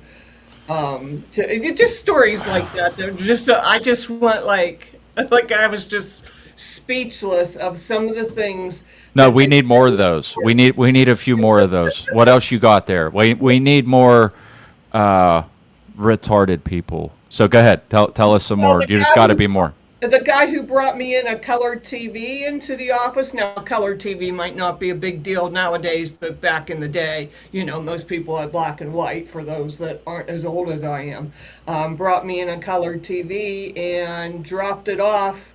And the secretary came out and said, this guy just brought you in a TV. And I went out and went, what? And so I got him on the phone and he said, it's just a thank you because you could have arrested me the other day, but you gave me a break. I'm like, what? Like, what? Like, He yeah. what? How does that translate to a color TV? I don't understand that. I don't know. I had to go get my supervisor. We're forbidden from taking any gifts, and I certainly wouldn't take a gift for not arresting a person. Right. The deal was you go to treatment, then you won't have to have a violation. You won't have to go to jail. But the way in people's, in probationers' minds, the way they think up things, it's just funny. Like Is there any more of those? Because I like these anecdotal little actually, I tidbits. wrote down a couple to remind me of what. Well, one thing I learned when I was going out in the field was after a while, people were like waiting on their porches for me. And I said to the one guy, like, why you outside? He goes, I'm waiting for you. I go, how'd you know I was coming? He goes, we all know when you hit the area, whatever the area is. I had no idea. I was new. I had no idea. The moment I hit the first house in area A, let's call, the word is out to everybody that I'm in the area and everybody stopped doing whatever it is they might have been doing that they shouldn't have been doing because they knew I was next, to go to their house. So it's just funny little things that had gone on, So is that how it works? Like, are you responsible for like an entire neighborhood or two, or is that Yes. how it works? You're given an area, like, I mean, you might have three different areas, that you're responsible for. Yeah, and that's where your caseload is. So, Okay. I learned quickly that you don't see more than one person in an area, then you leave and go to another area and then come back. But I had no idea. And it's funny when I don't know what all goes on and what all said down at the jail, but when you get a new probationer, they know all about you already. They know things that you've done, who you're supervising. Like, they know more about you than you know about them. the one guy goes, "Oh yeah, I know you're strict on this. I know you help us get jobs. I know." Like he knew all about me. So I don't know what, I guess there's a chain down there where everybody's talking to each other. And I had a jail nickname, G.I. Jane. I like year, the one guy goes, "Oh, I know you. You're G.I. Jane." I said, "Excuse me?" And he told a story of how I got the nickname that, like all the other stories, was a grain of truth in it. I was out with the fugitive task force, and somebody did break out, to try to get out. They did break out their skylight. And it just so happens that was back in the day. I was young and much, much skinnier. And I was the only one skinny enough for the guys to hoist me up through the Ah, skylight. And then apparently the story went on where I leaped from roof to roof. Now oh, that part didn't happen. But the story expanded, and that was my jail nickname, and everybody knew me as G.I. Jane. I mean, I guess it's okay. So, I wonder if that ever evolved to like she dropped out of a helicopter right through the ceiling. Like I wonder if it ever reached that point. the Um, the the stories that went on. But anyhow, what that I actually really like this. If you have any more, please run them down. It's not a big deal. Because I can't like. Here's the thing. Being familiar with some of the people that could have been on your caseload, like the caliber of people, right? I can imagine some of the situations being pretty wild. Like the cat pee thing. That's pretty crazy. Like that's actually pretty funny. I was a lot of work involved with that. They were really trying to get high and get away with it. JC in the comments said the legend of Dina. I don't know who that is, but hey, whatever. I think he means G.I. Jane, not Dina. But anyhow, Yeah, but I mean, again, I think that I can just imagine because I know how. Not, I mean, I'm not trying to sound like an asshole, but I know how completely stupid some of these people actually are. So I can imagine there might even be stuff you forgot about how dumb some of the actions taken by some of these people could actually be, and them thinking that they're going to pull it off. You know what I just thought of? I just You thought know, of one too. But go on. no, I think we're probably thinking of the same one. Go ahead, you go. Oh, mine was the stolen car.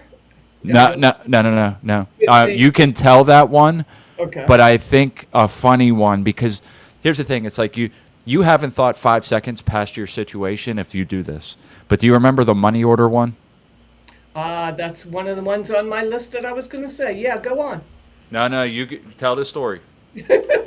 Well, the money order one, a woman, okay, I knew, what her means were, how much money she would be able to get together. She had her violation hearing the next day, and she brought in this money order for like $3,000. And I immediately was suspicious because I know, there would be no reasonable way she'd be able to come up with $3,000. I mean, I doubt she could come up with $30. And that was okay. She'd have a violation hearing and extend her probation. I was asking for her probation to be extended to allow her time to pay it. And something just didn't sit well. No, it looked exactly like a money order. There was no red flags, but something just didn't feel right. So she said, I'm paid in full. Please cancel my hearing for tomorrow, and was anxious to leave, which also just didn't seem right. She usually, would like to sit and chit chat with me. And so I called over to the clerk of courts. I said, "I'm sending you over a money order today." I said, "Will we know today if this money order is counterfeit or if it's a good money order?" He said, "No, we won't know that for 10 days. Well, if I canceled her hearing, her probation was going to end tomorrow. So that victim wasn't going to get the money, and the victim deserves to be, made whole. So I called over to the courtroom. I said, explained, and I said, I remember the staff asking me, "Well, does the money order look phony or look fake?" I said, "No, actually, it looks perfect, but I just have a funny feeling." She said, "Okay, we'll postpone the hearing for 2 weeks." So I told the girl we were postponing it for 2 weeks. She didn't like it, which was another tip off. About 9 days later, the clerk of courts called me. It's a phony money order. It was a fake money order. So, you have to go with your intuition on these things. But just something seemed very, very funny about it.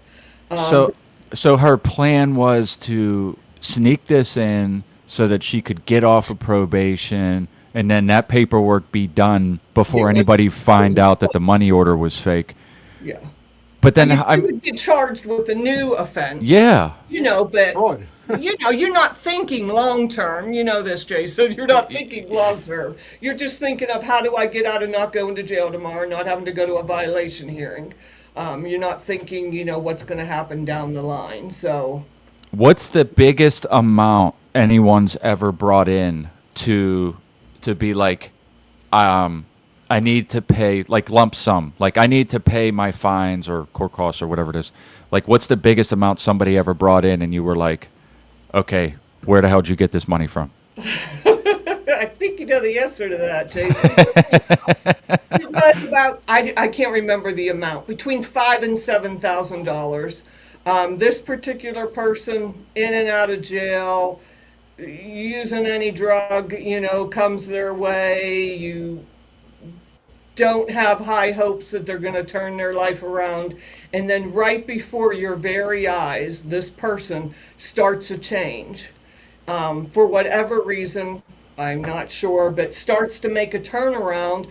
And within a year or two, this person has completely changed. This person is thinking different, is talking different, just having you can have a very intelligent conversation. It's like the person got smarter overnight, in talking to them. Had a very good job, brought in a money order for, like I said, it was between $5,000 and $7,000. And I remember looking at this and sort of jokingly, but sort of not, asking the person, where did you get this at? Like, where did you get this money at? Just in my job, nobody's bringing in $5,000 to $7,000. I see the way these people live. They have hard lives. If they bring in a money order for $30 or $40, I'm pretty darn happy. Because that's quite an accomplishment. So, you want to talk any more about that, Jason? I mean, I was just curious because I really didn't even know if that's a normal thing. I mean, I guess because I put well, here's the thing. I listened to the story about the girl wanting to get off of probation and she owes money. So I think to myself, okay, well, there's got to be somebody else that owes X amount of money and it's getting down to the wire. So, they just happen to show up with everything that's owed so that they could finish.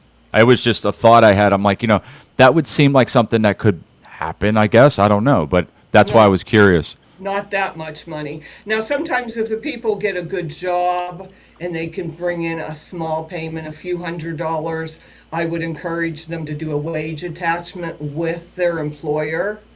And sometimes I could notify the court of that, and they would be willing to close out the probation, knowing that the wage attachment's in place. But nobody brings in thousands of dollars. Well, I shouldn't say nobody. One person did, Yeah. but it's very rare. Was that a situation where it was like you got to call your colleagues in and be like, Uh, I'm not sure how to do this one. I don't I know. went right to my supervisor. I'm like, look what happened. And incidentally, that probationer, I always called them my golden probation officer or probationer, whether they know it or not. And that is the only one I ever gave my personal cell phone number to, because once that person made the change, they went all in. I mean, this person went all in on how they changed their life, and I couldn't be more proud. Let's give a round of applause for I'd that. like to say I played a little part in it, but I don't know if I did or not. Here, hold on. I got one for you. Yay. Whoever you are, good job. Good job, whoever you are. I did want to tell that one other story, Jason. Yeah, go ahead. Go for it. The probationer of mine that stole a car, and the car must have had bad brakes. went to a break place like Midas, one of those break places, gave What a his stolen car. gave Go his fix these real bricks. name and address and paid cash for the breaks, giving his real name and address, and keeping the receipt with his real name and address and putting the brakes on in the glove box. So then when the police were just randomly doing their rounds and, was noticed that the stolen, plate number matched and they, got into the car and the name and address of the person who put the new brakes on the car was right in the glove box. I don't, I imagine there's a bigger story to that like they Yeah. had to have known the person that they were the car that they took. I don't know because again, I mean, but I'm often surprised. I don't know. I don't, maybe I give people too much credit, but I'm often surprised at how utterly stupid some people can be. But again, like if you steal a car and go to put brakes on it and there's not some other bigger story, like this is a person that you knew and there was some kind of miscommunication or something. And, but I mean, that's probably one of the wildest ones I've heard about. Like, why wouldn't you just steal another car? You know what I mean? Hey, this car I stole is not functional. If you're stealing cars, you might as well steal another car. If I had to make an assumption, I'd say, okay, he stole his baby mother's car and fixed the brakes because she drives his kids around. Like, my kid's got to drive in this car. She's going to have good brakes. But, Yeah. for the rest of the way, I don't care about it. I'm going to steal her car. What kind of the math ain't adding up? I don't know.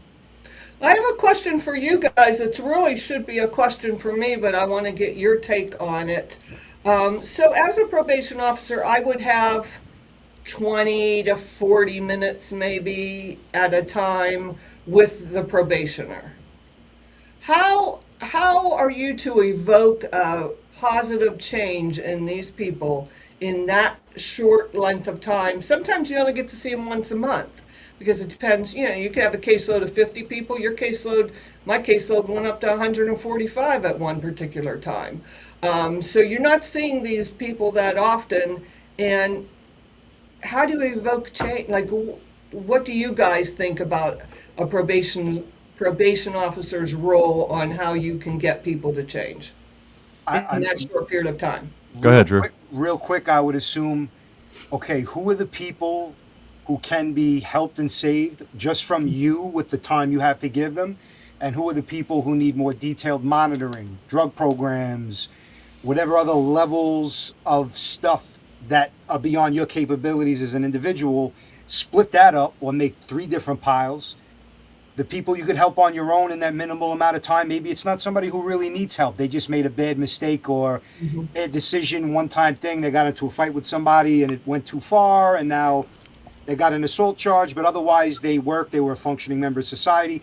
Figure out who needs the time. And if it's the majority of people, if it's 70, 80% of your caseload, you got to go to the higher ups. You go to the SPOs, the supervisory probation officers, or whoever's next in the chain and say, I cannot do the job you require me to do if I'm supposed to instill change in this caliber of individuals with the time and the resources I have.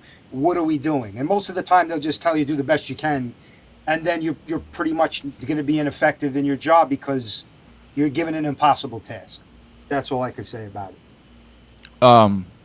Well, I mean, the first thing I would say is that this would be, I just imagine myself because the truth of the matter is sometimes I would like to see what I could do in a role like that for somebody to see, just for myself to see, like if I had the ability to, supervise somebody that had at least some sort of potential and being able to say to somebody something along the lines of, this is your opportunity to change.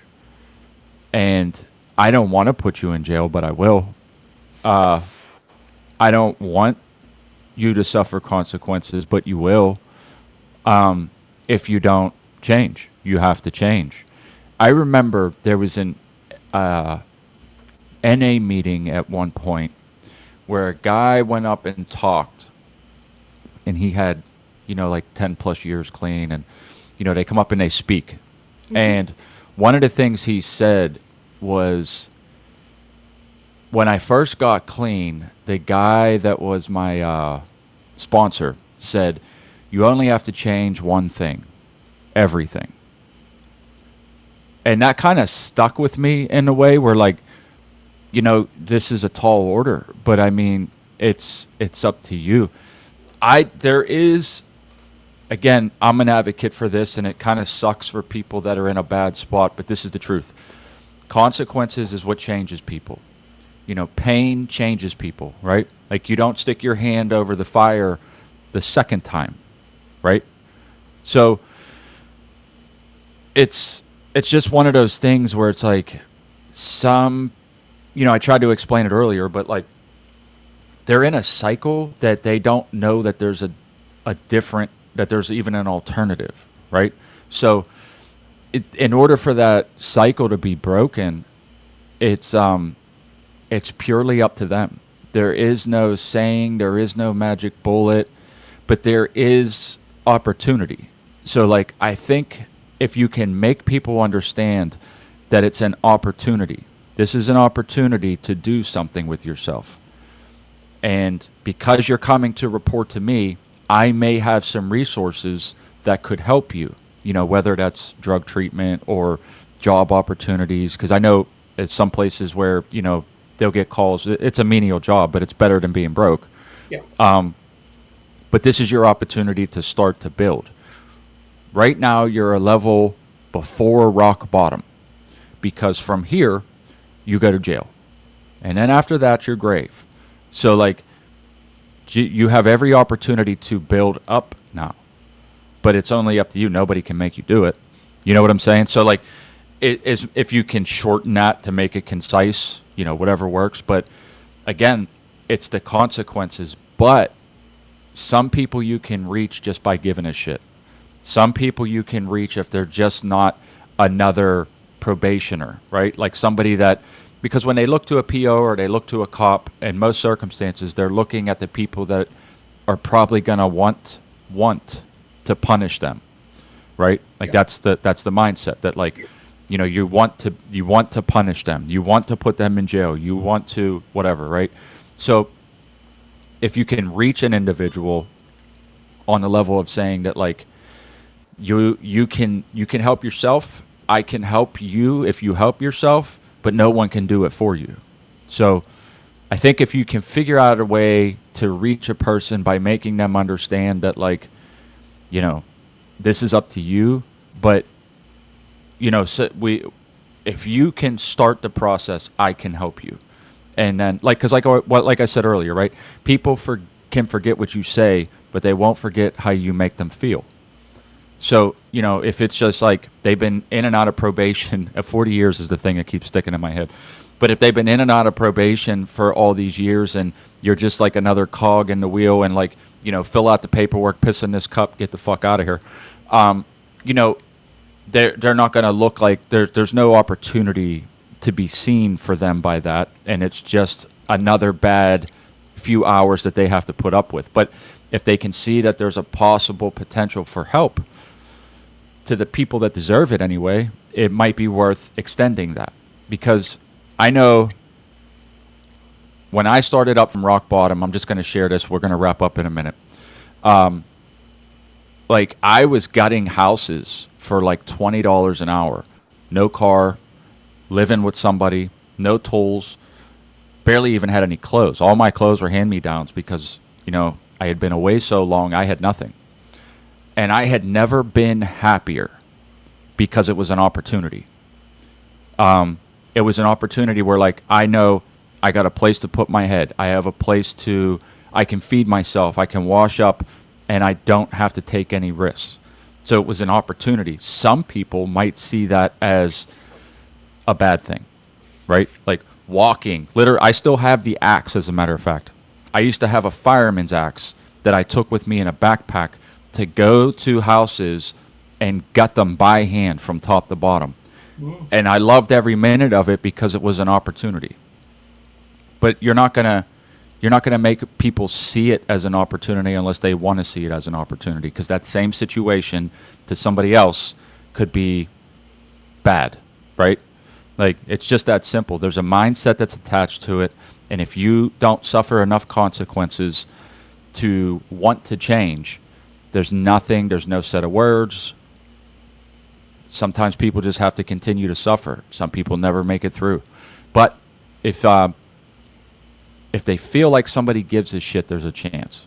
Yes, I always think that as well. Yes. Okay. Um, that was long-winded. I thought it was worth explaining.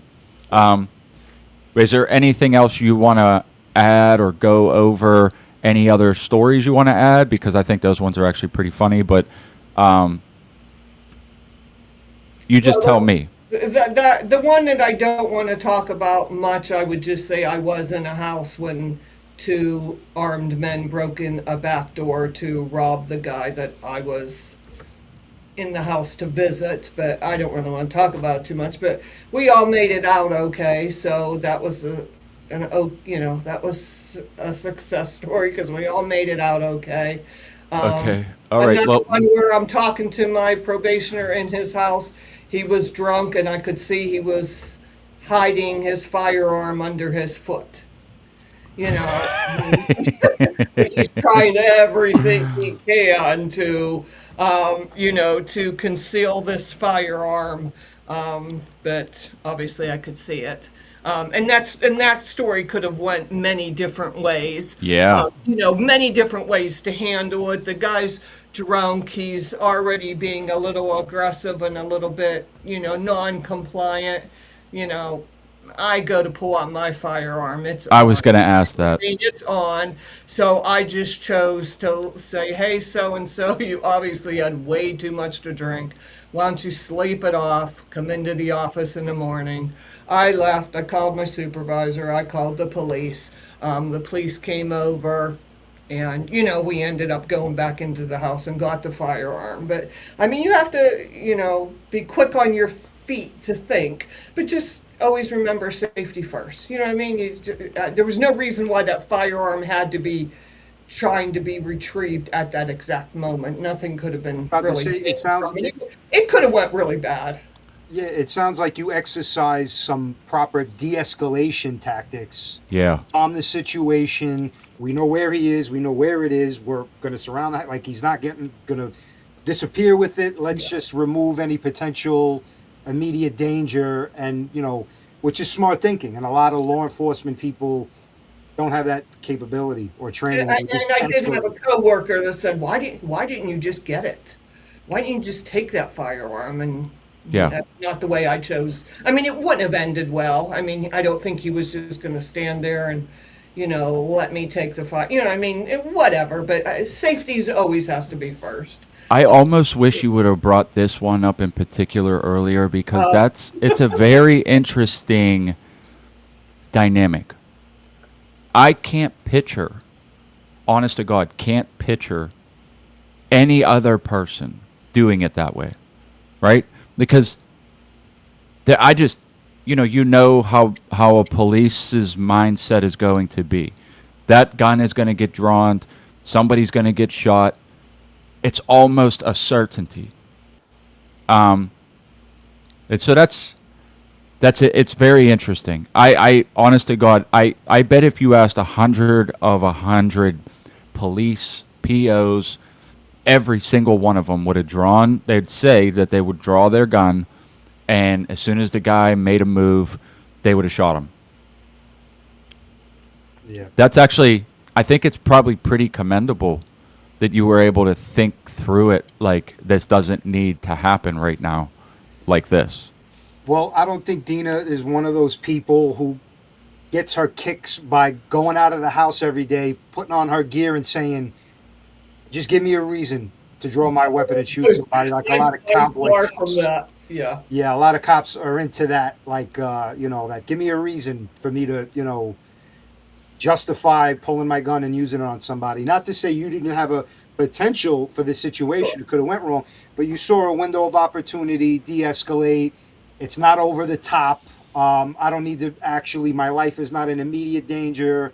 It's not, he's not holding it on, so you Sure. took a minute to think, and there's a very small amount of people who work in law enforcement that have that kind of, I just want to go home to my family, and not that I want to like be that guy who gets to say, yeah, shoot this guy, yeah, I had to draw my weapon, I had to fire on somebody. It's like almost like a badge of honor to the cowboy stereotypical type of law enforcement that we see a lot of.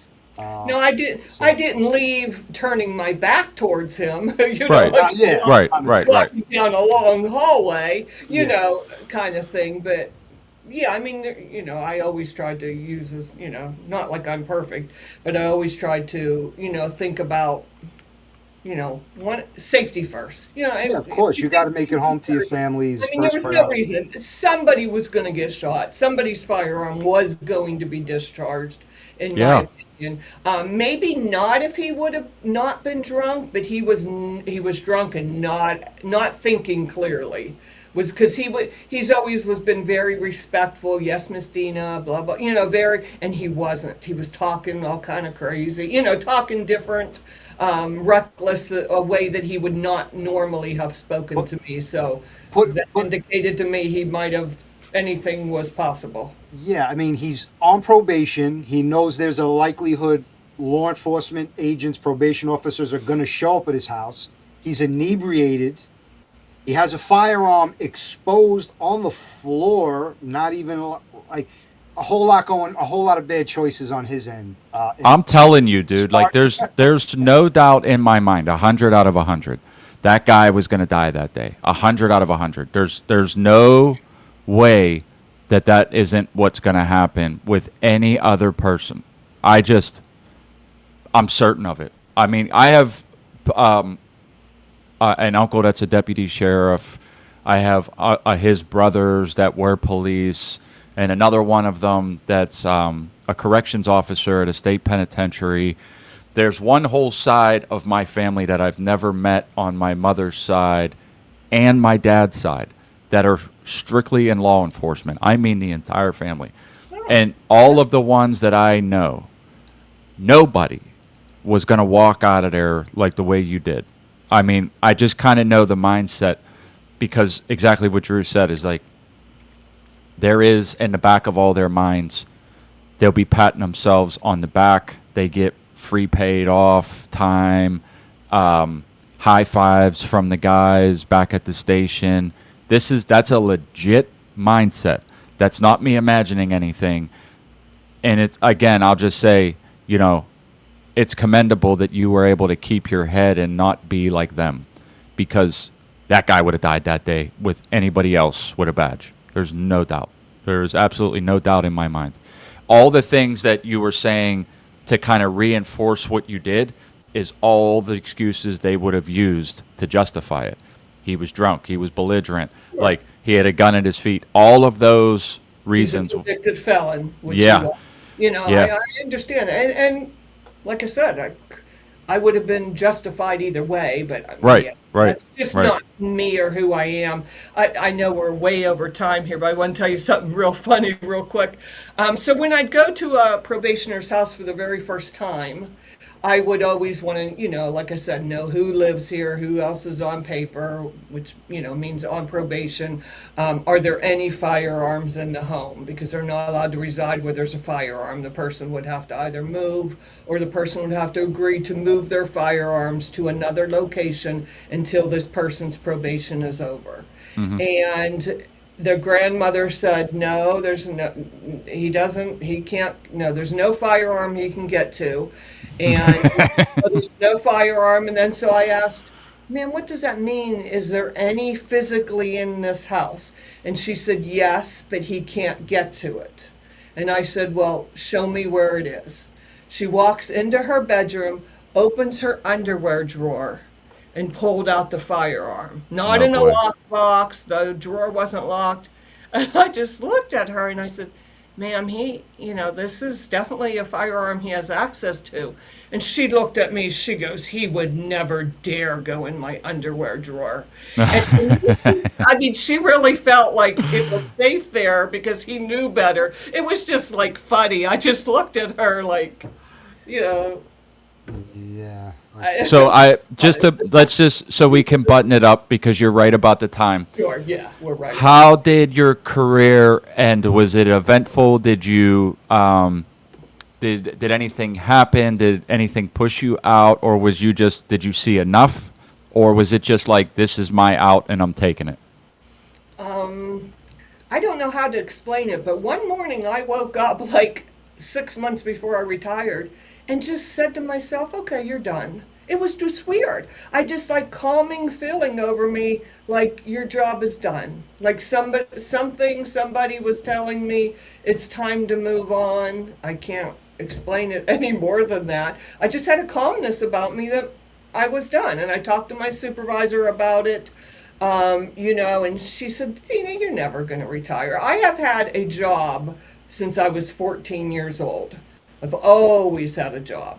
And even my husband and my family said, you'll never retire. You love to work. Because I'd work till 4:30. I'd come home, eat dinner, and I'd always go back on my computer. And I'd work a couple extra hours off the clock just because I enjoyed it.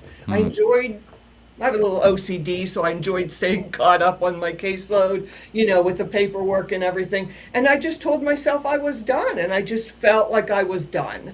And, I worked a couple more months to see how I felt, and I just felt like it's time. I don't know why I felt like it was time, but I felt like it was time. And I told my supervisor, I'm leaving, July, whatever. You got to figure it out with the county, what the best day is to leave. And I was done. And That's actually, I thought I'd have a hard time distancing myself from my probationers because I had a supervisor once that said, Dina, they're not your kids. Because I care about, you know what I mean? I would go above and beyond, yeah. maybe more than other people. I mean, like, I could tell tons of stories. Like, my husband always used to joke me, do I have any pants left? Because if I had anybody that was homeless, that was anywhere near any of the sizes of pants and stuff my husband had, I'd always raid his closet and always bring them toiletries and, different clothes and whatnot. I'm getting off the subject here.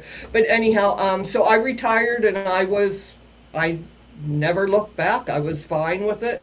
I started volunteering. I talked to you before about the Amy Bradley is missing cruise victims that have gone missing on cruise lines. I've done a lot of volunteering for that.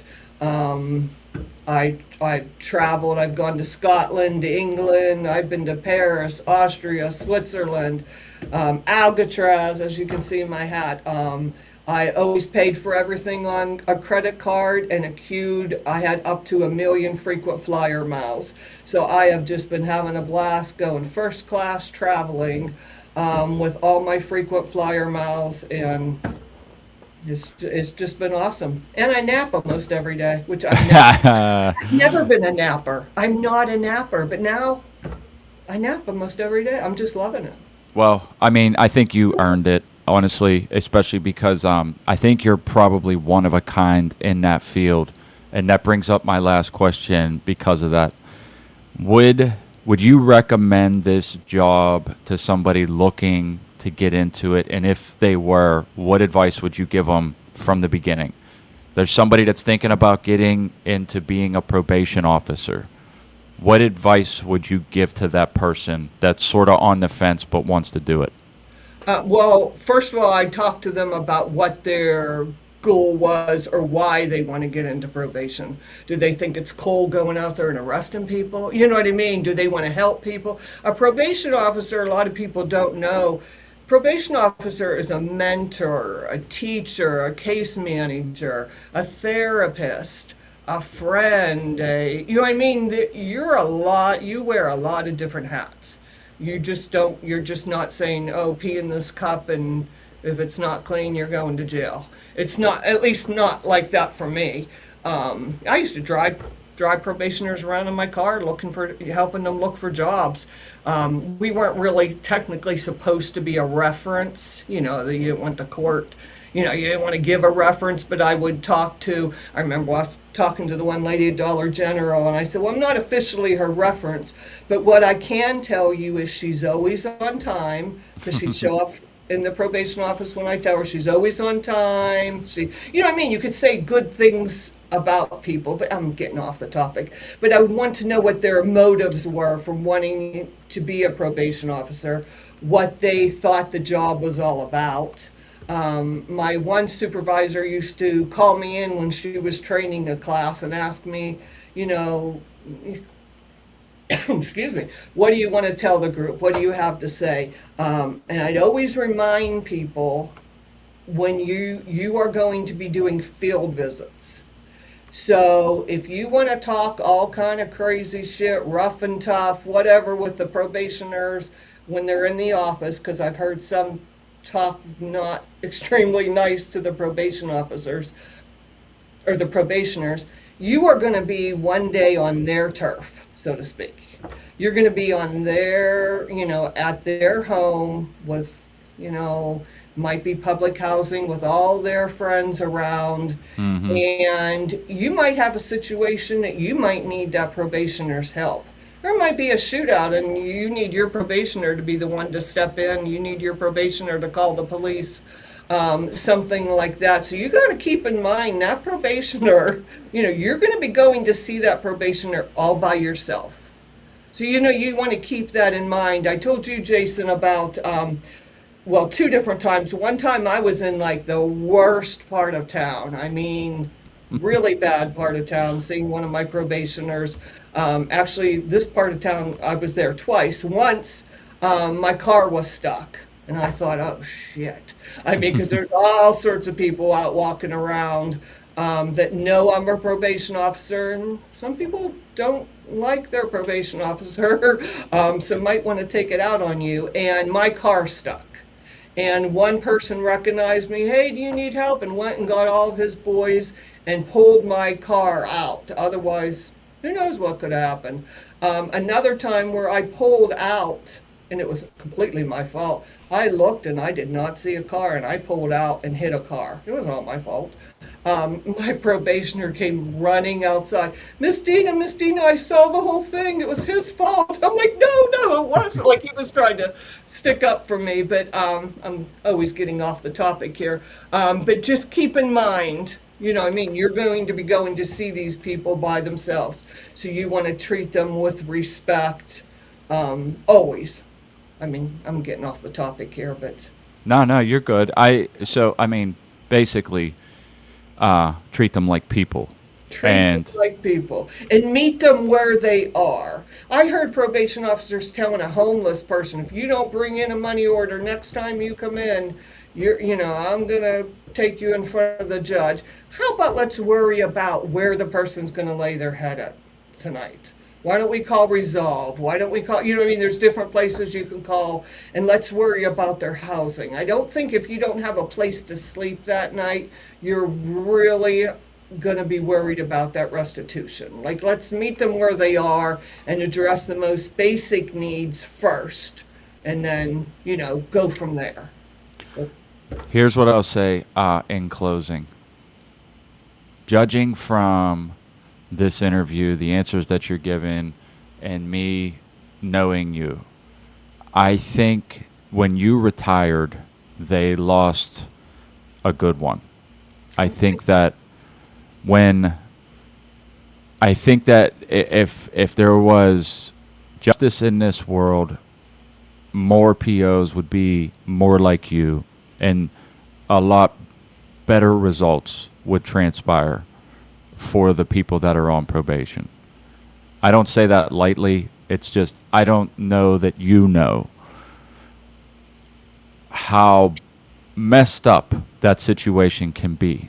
So maybe, just maybe, somebody could get you to teach a course for the new probation officers before they get into office so that they could have the perspective to actually look at people like they're people and just not some scumbag that they already prejudged.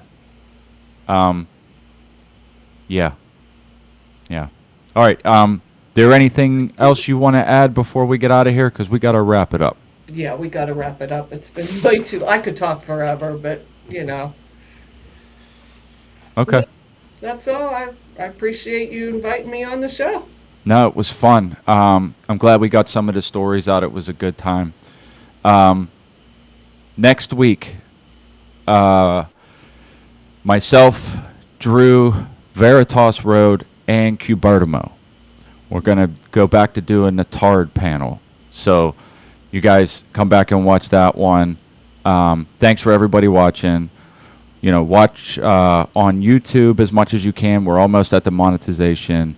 Subscribe, like, and share, all that good stuff. Drew, you want to say bye? Everybody, I appreciate you tuning in, and we'll catch you next time. And thank you to Dina for being our guest. It was a pleasure having you. Thank you. Thank you for inviting me.